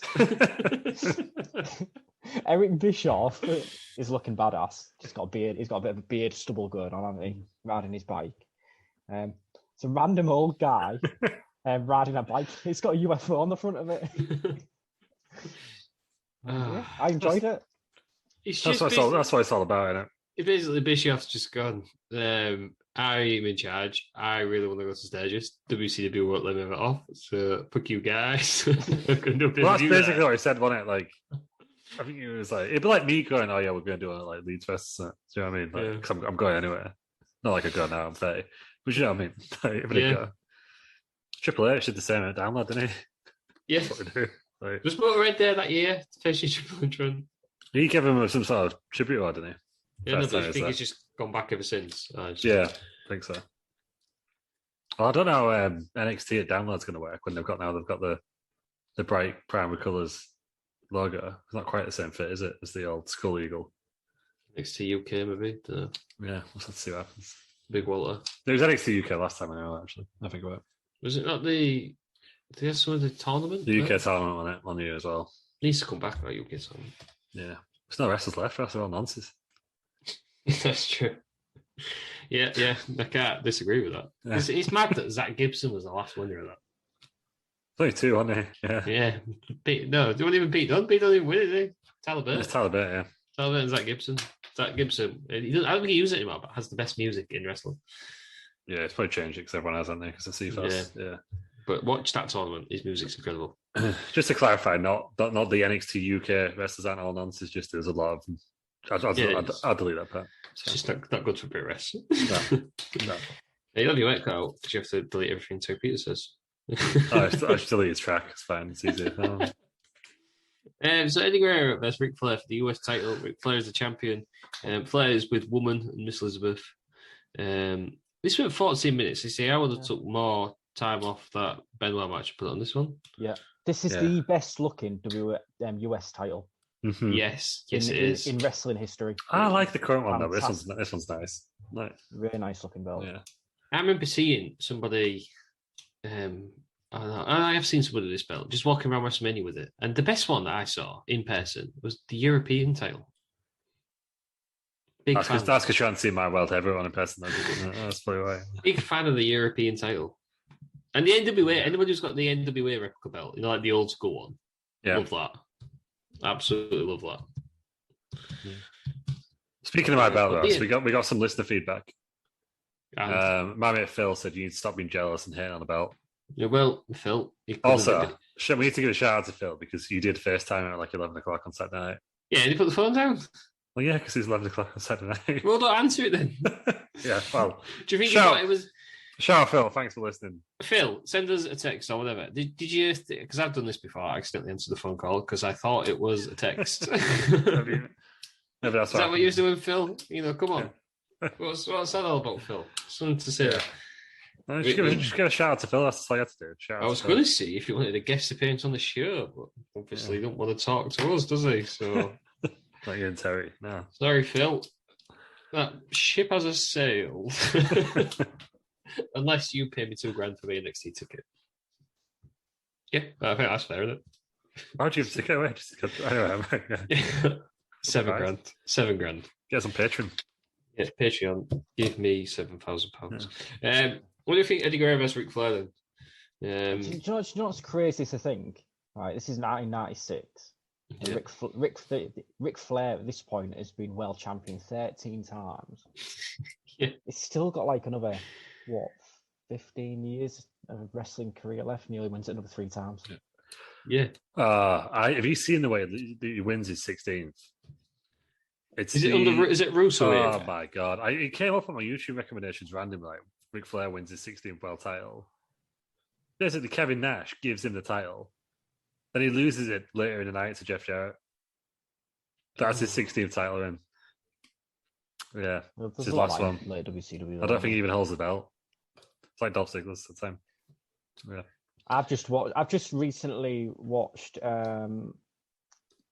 Was it Bash at the Beach 2000? I watched it the other day, and the title change there was when Jeff Jarrett lays down Hulk Hogan, and then Hulk Hogan says, "This is how shit WCW is."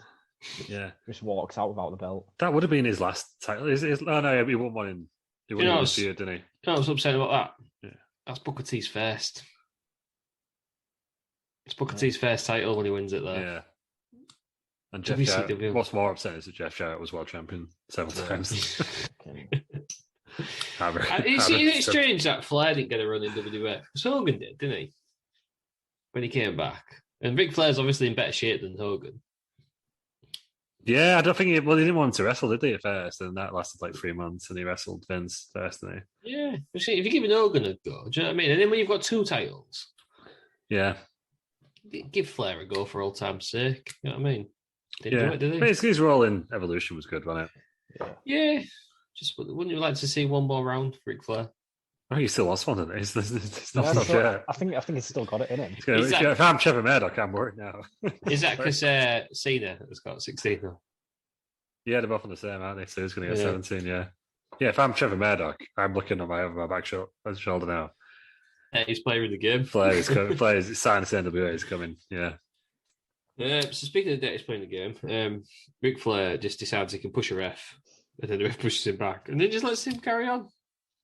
Do you know what? There's some really good wrestling in this match. The spot where Flair flips over the turnbuckle on the rope, onto the opposite side of the ring.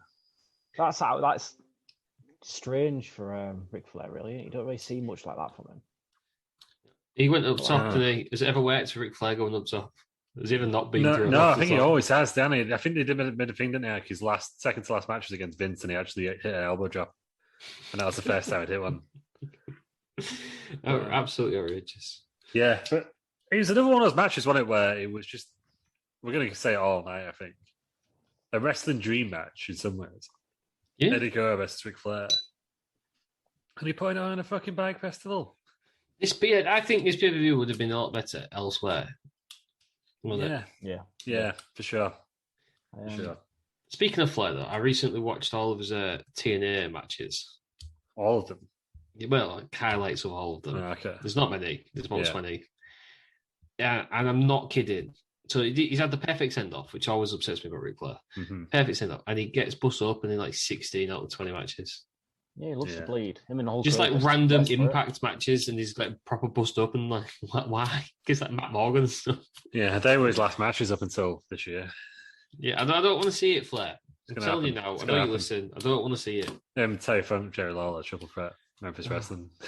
No, I just don't want to see it. Who's asking for that though? Do you know what I mean? Don't go. That's on the pay-per-view or that's on the card. Don't go. Don't you want to see Flair's ass one more time? Yeah. That's how in this match. Looks hard, doesn't he? It does. I always thought that was like a mistake, but I've seen it so many times. It's asking out more than Vince McMahon. It's true. It's true. It looks in decent shape. This one, doesn't it?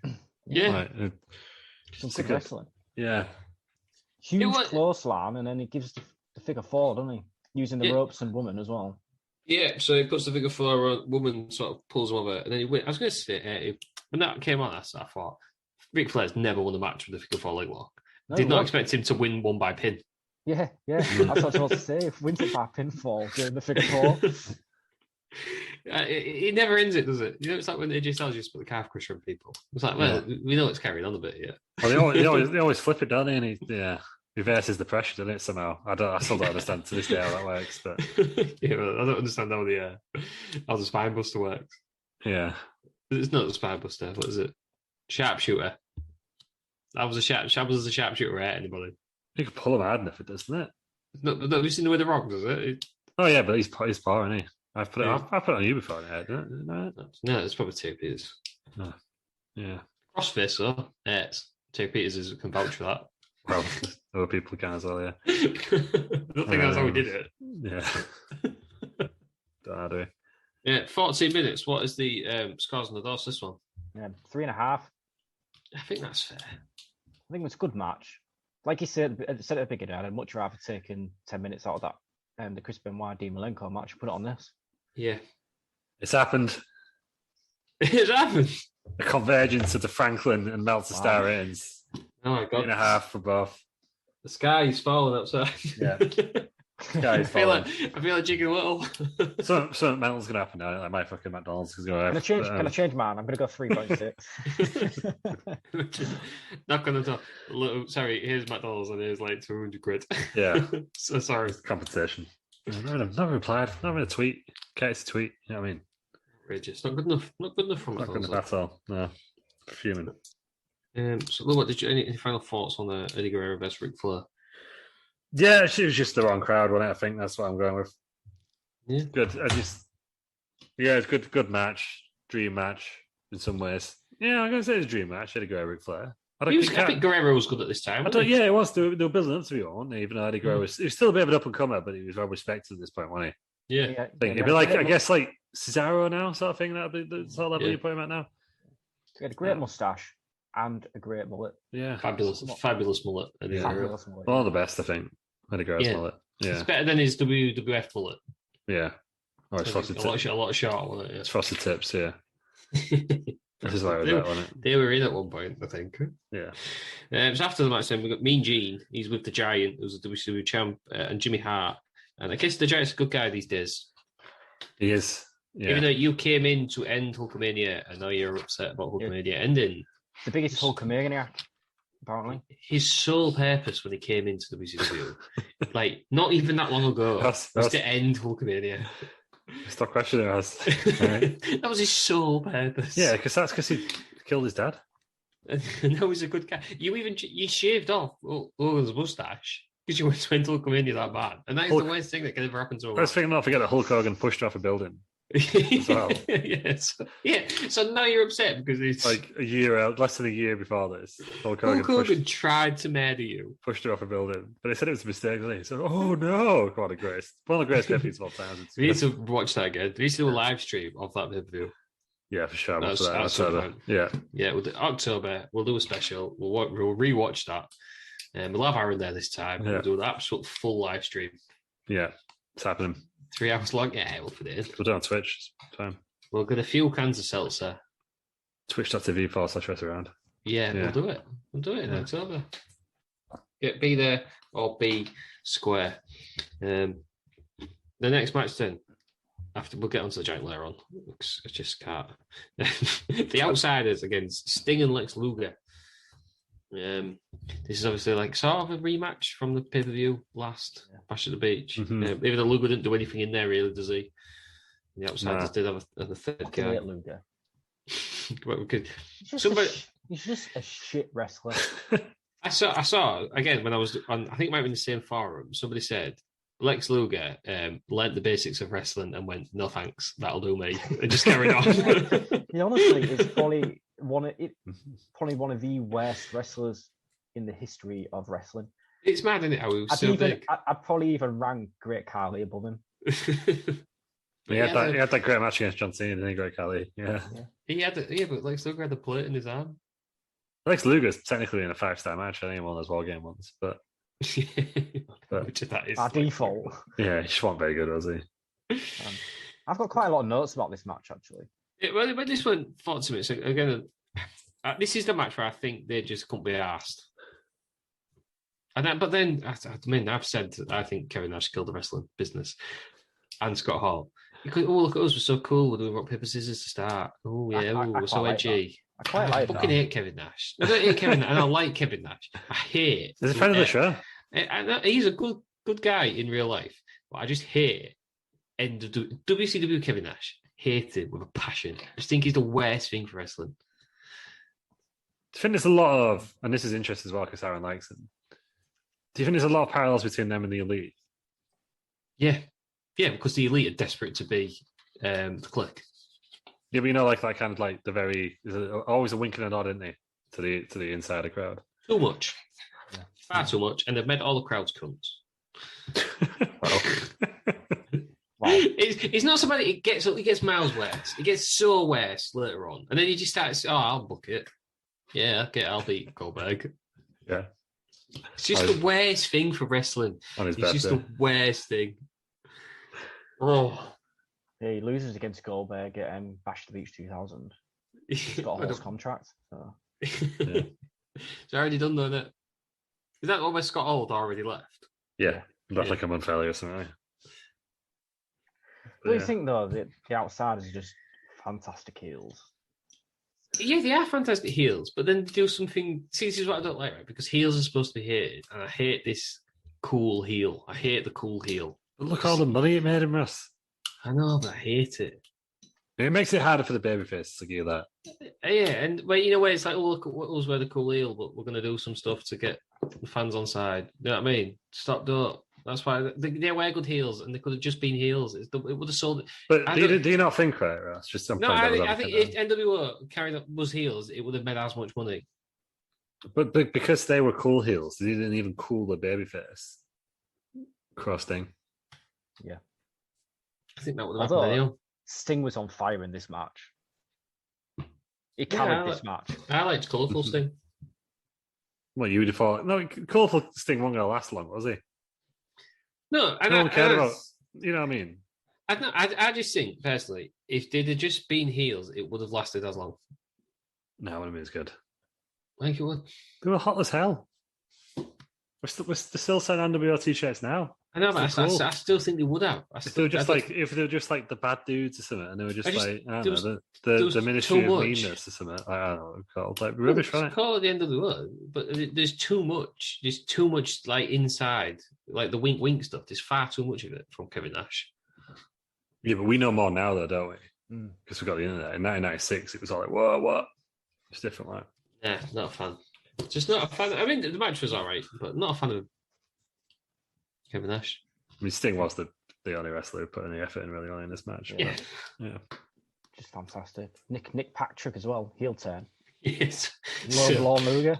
That's where it started, wasn't it? Although it was a very, very fast 3 count. Yeah. It was the genuine start of his heel turn at this match because he was the NWF, wasn't he? Yes. So, but Luger gets. It shows he can do a fast count when he wants. So yeah. Luger gets, but it's not on Hogan. Luger gets Hall in the torture rack. And it's Nick Patrick. And then I thought, oh, they fucked up here. And Nick Patrick's going to get hit again. But no, chop block. Nick Patrick. I can't say. And do you know what's even worse than this? WWE. I him, Patrick. Yeah, even though it's shown to be a bench referee, hasn't he? Yeah, what's his match? He's all over the place. He became head referee of SmackDown. Yeah, that's the only thing, isn't it? Like when you put a referee in a storyline, like what do you do with him? Do you like go, oh yeah, they're all right now? Like after the storyline's finished, they're sacked, so it's not very good at the job. When he did it with like Brad Maddox, that was fine, wasn't it? Because they only put him in for that bit, and then he became a personality or something. But yeah, for like some of them, they're still around, are they? And it's like Al Hebner, he was another one, wasn't he?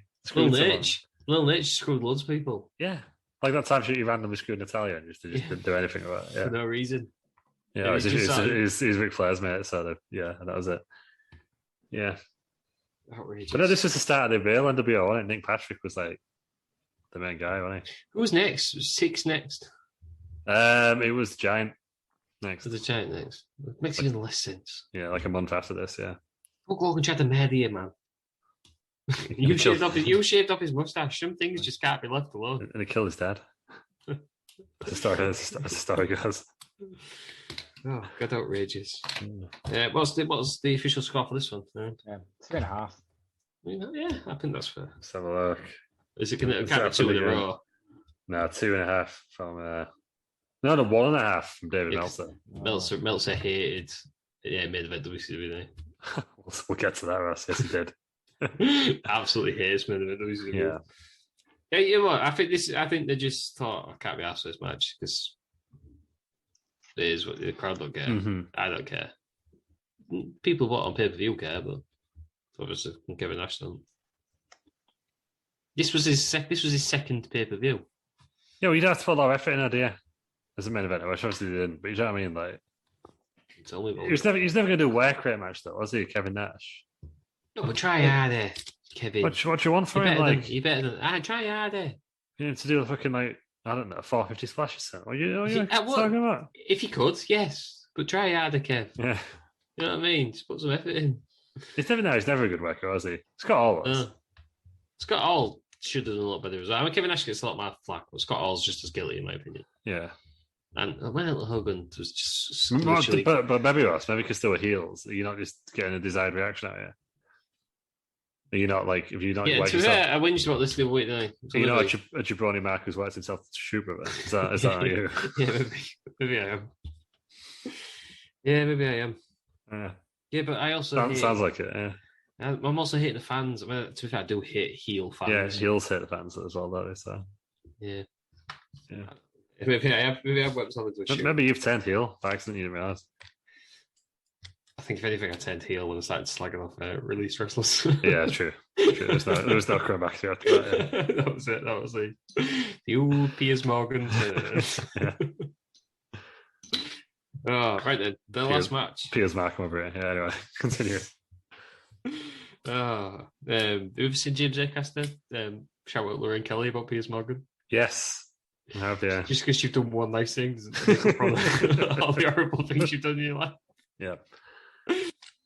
Well done, James Acaster. Get him on. He'll be on the show at some point.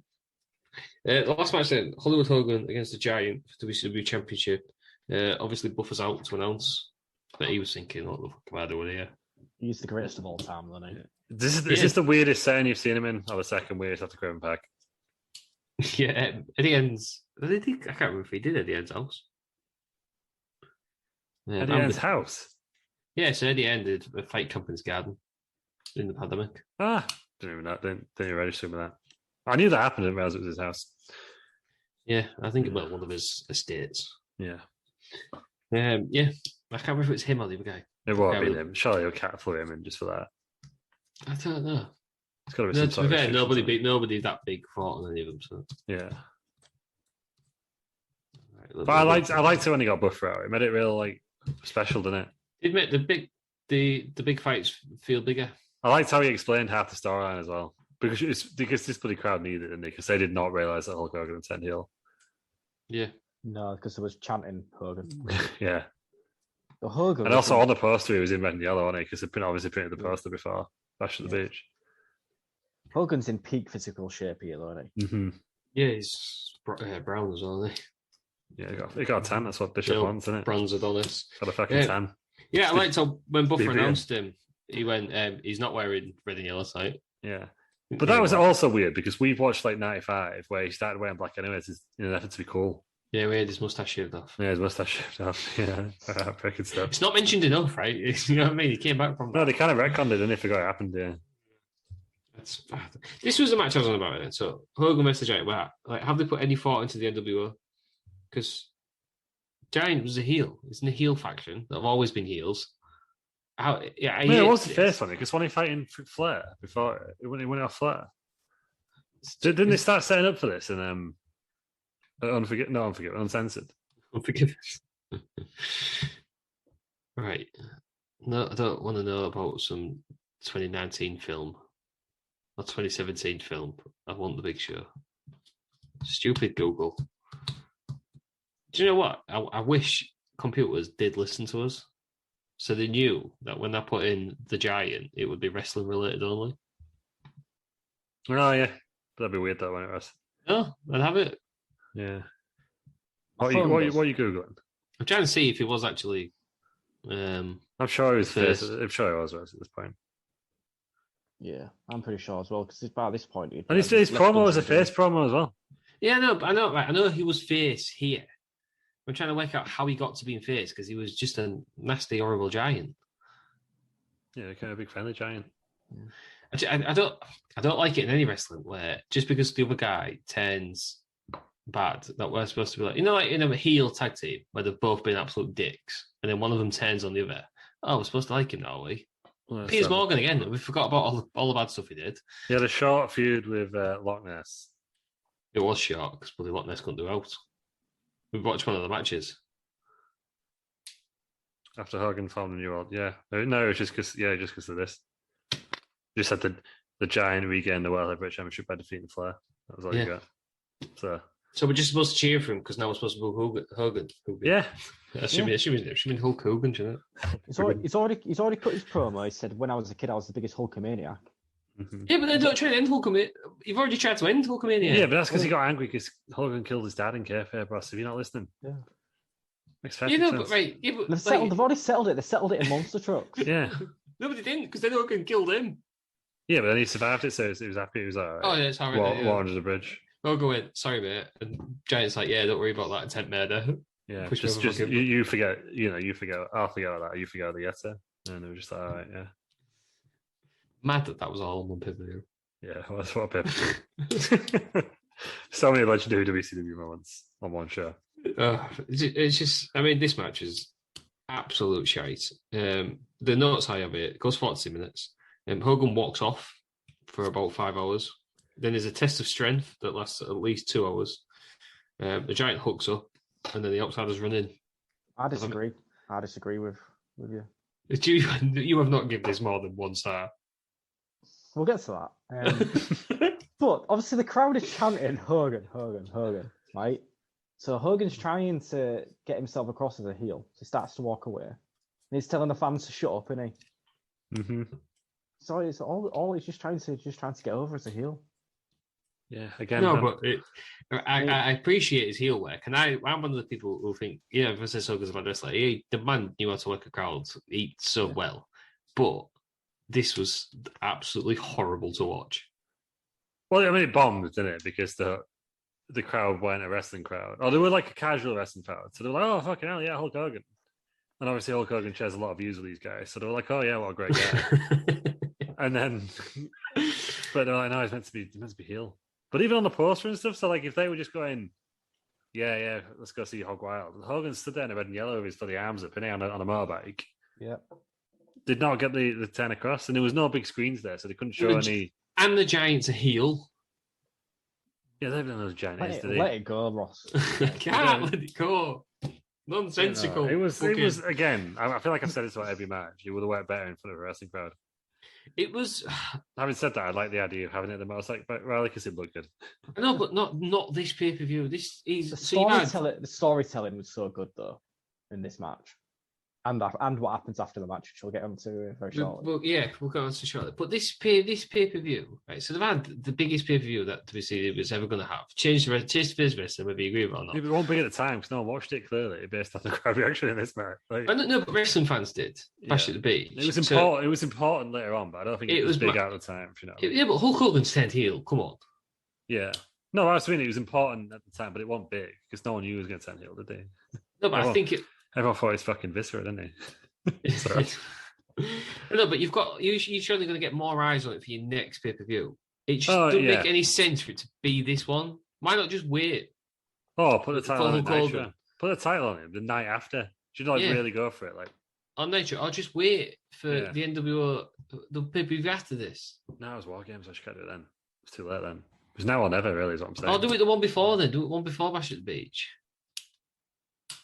How can you do it before? He's not heel yet. No, turn him heel. So then Bash at the Beach is the biggest party of the summer. No, what I'm saying is he shouldn't have won. This is Hulk Hogan's first heel title, and he's won it fucking bike rally. Yeah. It just don't make any sense. They've not planned it. Surely somebody should have said that. Look, that crowd probably aren't going to be into that. Yeah, they all love Hogan. So that's fine. I'm just saying that this is right. They're not. Bishop always says that the NWO has been planned out from the day one. He's not planned it very well, has he? Well, no, that's because of the venue choice. If this was in the George Dome. Yeah, but he should have known that, is what I'm saying. Yeah, maybe he was naive as to who was watching WCW. Yeah, I'm just saying this is you've had, and I know what you're saying. I think after this, they learned, didn't they? This crowd was going to be more casual. That's why you had like Jay Leno and stuff in later events. Yeah, but just a bit of naivety, I think. But I still think it's well planned. I just think Obviously, I'm going to defend WCW to the death. I know, but they just had one of the most important pay-per-views. At the time, they must have known this was going to be big. They must have. Because it was Hulk Hogan turning heel. Yeah, which is why I probably thought the crowd was into it, but then the crowd wasn't into it. So what do you do? And then this is just pay-per-view. This is the first NWO pay-per-view, and it's no one cares. Yeah, people watching it, aren't they? I know, but it makes you care less because of the... Yeah, like it didn't work. This match bombed. The match was terrible. But it was just because of the crowd. And the match was terrible. 40 minutes, Hogan won after the Giant got hit with the belt once. Right, everybody remember that? The outsiders run in, Hogan gets hit with the belt once. 14 minutes. Then the fucking booty man comes out. Yes. He comes out with his cake in his NWO shirt. Says, I love you. Hogan says, yeah, I love you as well. Beats him up. Yo, the NWO is the way to go. Hogan didn't say that at all, did he? He said that about 15 times. Yeah. Gotta get over, aren't you? Repetition is key when you first start a new catch. Never read it since. Didn't work that well, did it? It didn't work, did it? Bombed. It's all pay-per-view, did what you're talking about. Then Hogan sprays the belt. This, right, I'm not even kidding, must have been about 10 minutes. Fucking Giant still laid in the ring. All the way through this. The Giant, one title belt.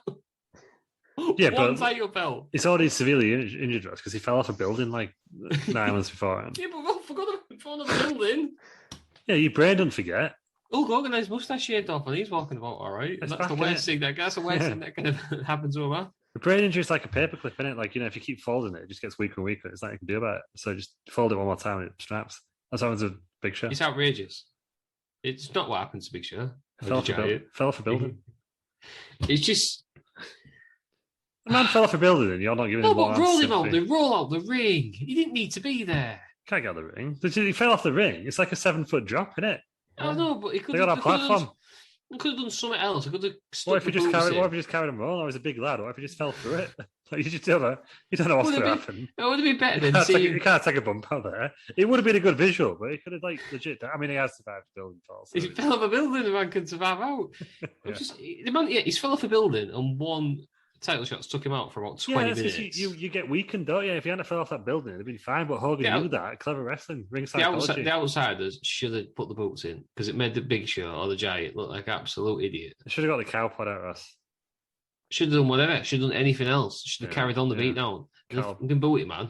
He joins the NWO anyhow, doesn't he? To like the disciple or something. Yeah. We're dissing the booty man here. No. The booty man is fantastic. It's a great guy. The best thing the booty man's ever done is he brought out that pan. Well, he brought out a birthday cake. Can't get much better than that. Maybe I'm saying Hogan was like, "Where's the fucking pan? You brought a pan last time. This time when you get me the fucking cake." It's one moment of celebration for everyone. Just like I'd said to Hogan, like, "Look, Hogan, I get edgy, mate. I get it. Big mate. We've all got old mates from day one. Yeah. But you're the hottest singing wrestler at the minute, and he's called the fucking booty man." Yeah, but you have therapies on this podcast. It's the difference. Yeah, well, no, I've got something because of contractual obligations. Yeah. Don't you think though that this whole segment after the match, so Booty Man comes out, it's like it's Hogan's best mate, isn't he? And Hogan's saying, "Oh, we can't mix business with friendship," so they beat down on him. And he turns around. Well, if I do that to my best mate, what am I going to do to you? You know what I mean? So, and then he sprays the belt, just adds serious heat to the NWO, don't it? Yeah, it's like a mafia boss, isn't he? Yeah. Like Roman Reigns, isn't it? If I did this to my own family, I'm going to do it to you. Same thing. Where's your Roman Reigns and Willie Regal voice the same voice? That's what they sound similar. Have you not noticed it? They do not sound similar. I'm the tribal chief, and I'll tell you what, Sonny. That's what he said last week on SmackDown. I don't need something you get to the bottom of that bloody table right now. I'll give you an ass whooping. That's what he says. Tell the tribal chief. What did we give this match then, Aaron? What's the star rating? So I'm going to break it down. So I give it 2 stars for the match. Right? And give it another star for Booty Man. And another star for the spray paint, so 4 stars.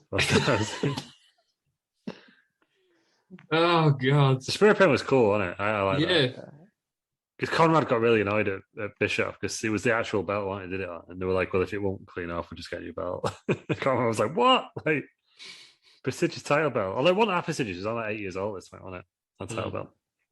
Not hard to make. You've got one, haven't you? So.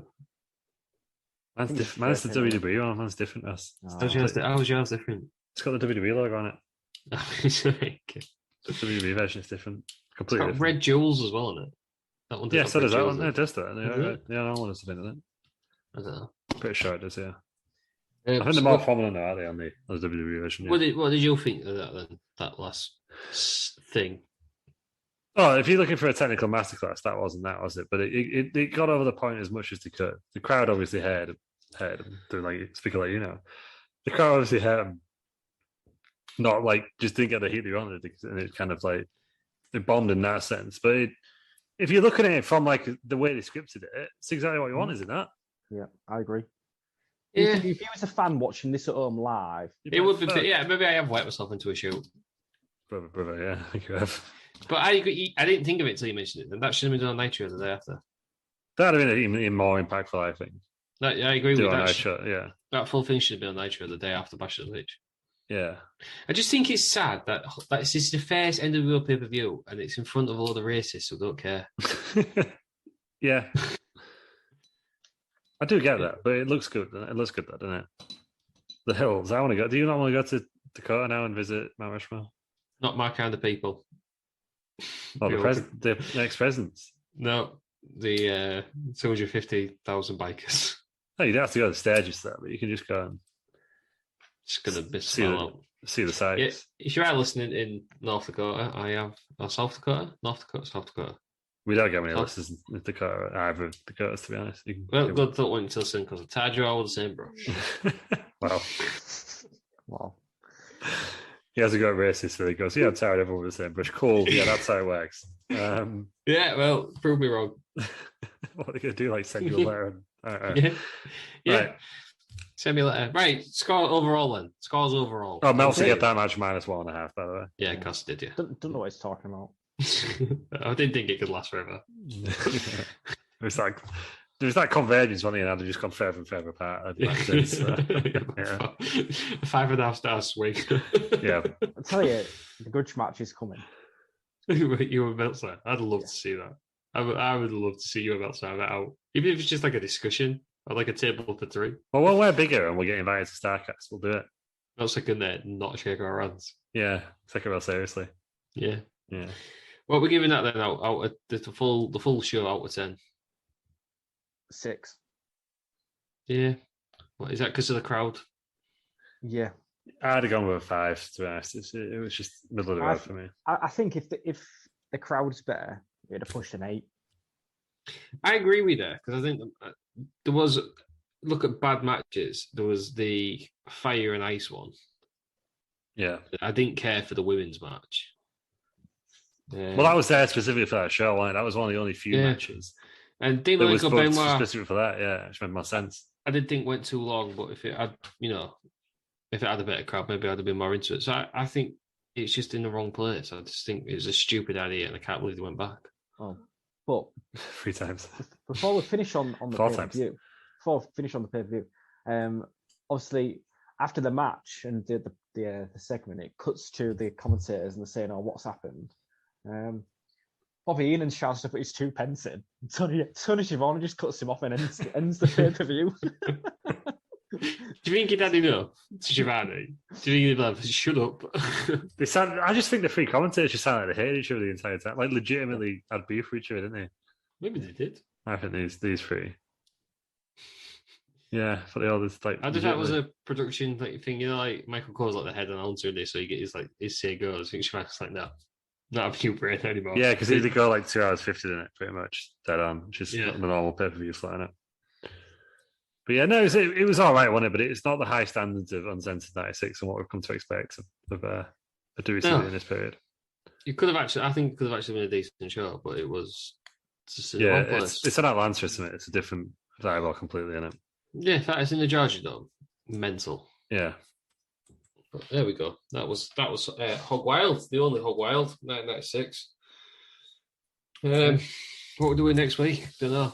No, inside us. We'll figure something out. Send us a request. It's not Battle Royale the Albert Hall. Battle Royale the Albert Hall. No, it's coming. It's in October, isn't it? We'll have to do it in October this year. I don't want to do it though. Yeah, no, we'll do it. We said we'll do it. Did we? Probably. Pretty sure I said I would never do it. Well, you know, whatever. Yeah. Two Peters may or may not be back. Yeah. Next week we're gonna do a Gangrel special, banging and banging. I don't want to know what that entails. It's just back-to-back Gangrel matches. Oh. How long was he there for? How many matches do you think he had? I don't think we can do every Gangrel match if that's what you're planning. He was there for a while. Longer than you think, I reckon. Was he? I reckon he was there at least 5 years, yeah. Long enough to fang and bang. Yeah. That's all that matters. Right. We'll do whatever. I don't know what to say. No, we're doing it now. This is it. Why don't we just tell Terry Peters that we're watching every Gangrel match? Well, you won't watch them anyway, will We you? won't watch them either. That's true. That is true. No, we're doing the top 5 Gangrel matches now. I'll find them for us. What, That's as what we're in doing. Meltzer star ratings? Possibly, or just the best Gangrel matches. One way. Well, I'll give you 5 matches to watch. Right, fine. We're doing a Gangrel special. We're going to tag him in it, and we're going to get him listening to Wrestling Around. That's the aim. The aim next week is purely just to get a reply from Gangrel of something. Right? That's what we're going for. Oh, but he's going to get upset with me that I don't wear it. I don't take a picture of my shirt. Yeah, he might do, but it's. You have to get it ordered. I don't feel it'll come in time. Yeah. I don't know if it's the blood one or the one with the stringy things. Well, he's got a new one now that says fanging and banging. He's got a hoodie as well. If you don't want a t-shirt, obviously it's coming up to autumn. Yeah, it's going to be cold. Yeah, it's got fang and banging hoodie. So You look a bit cold now, Ross. You could do I'm wearing long sleeves. Yeah, but you've got rolled up. So Because obviously I'm not cold. it could be cold. Oh, outrageous. Could be a fashion choice. Gangrel special next week.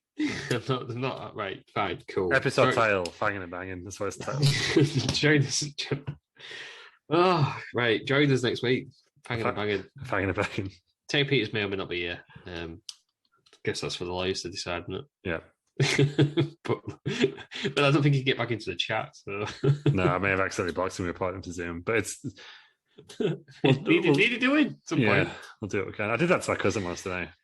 Yeah, I accidentally banned him from the family Zoom get together at Christmas. But to be fair, that's his own fault for picking a ridiculous name. Yeah, it was. I thought it was a porn bot.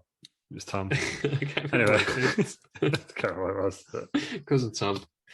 Yeah. Right, outrageous. Cool. What we're doing? Going home. Banging and banging next week. We're banging and banging next week. Below respect. Follow us on restaurants. We're at restaurant everywhere. And tag Gangrel. I'm just going to like Gangrel.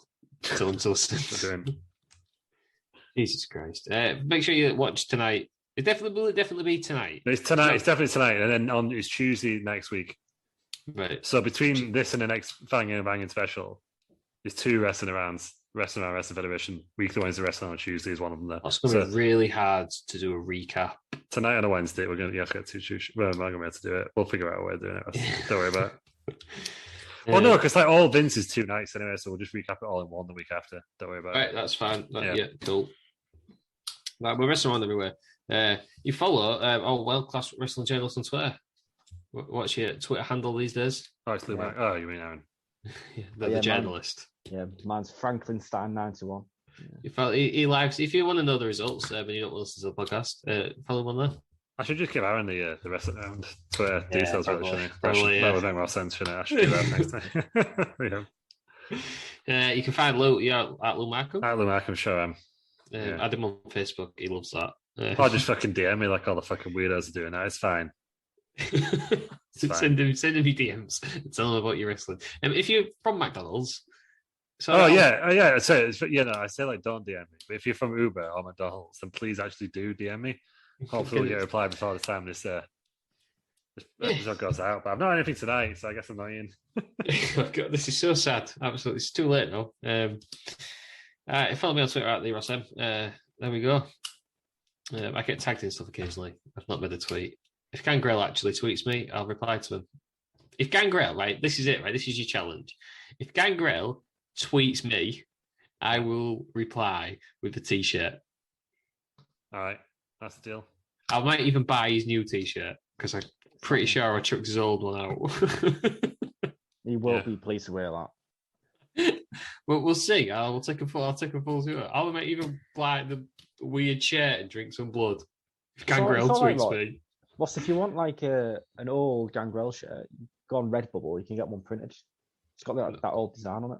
Yeah, and I feel like I'd have to give. I don't think mine was legit anyhow. But no, you got to get one from Gangrel now. From Gangrel, yeah. I've got to give him the money on that. The man's a shoot vampire. Well, I did pay him 50 quid to record that message stuff, so he's probably got enough from us already. But it's fine. Like we'll just. If he tweets me, I will do that. Right? That's fair enough. Yeah. Yeah. That's your challenge. Come on. Oh no, we're going to get Gangrel involved. It's happening somehow. Yeah. Fanging and banging next week. It's called. Absolutely imagine. Oh Christ! Right, that's it for tonight. Thanks for joining us, Aaron. Thank you very much. Thanks for joining us, Lou. Thank you. I think somebody else was here, but I can't remember his name. Thank you, everybody, for listening. And join us next week. And Fang and Bang, I guess, when we do a Gangrel special. Acast powers some of the world's best podcasts. Here's a show we recommend.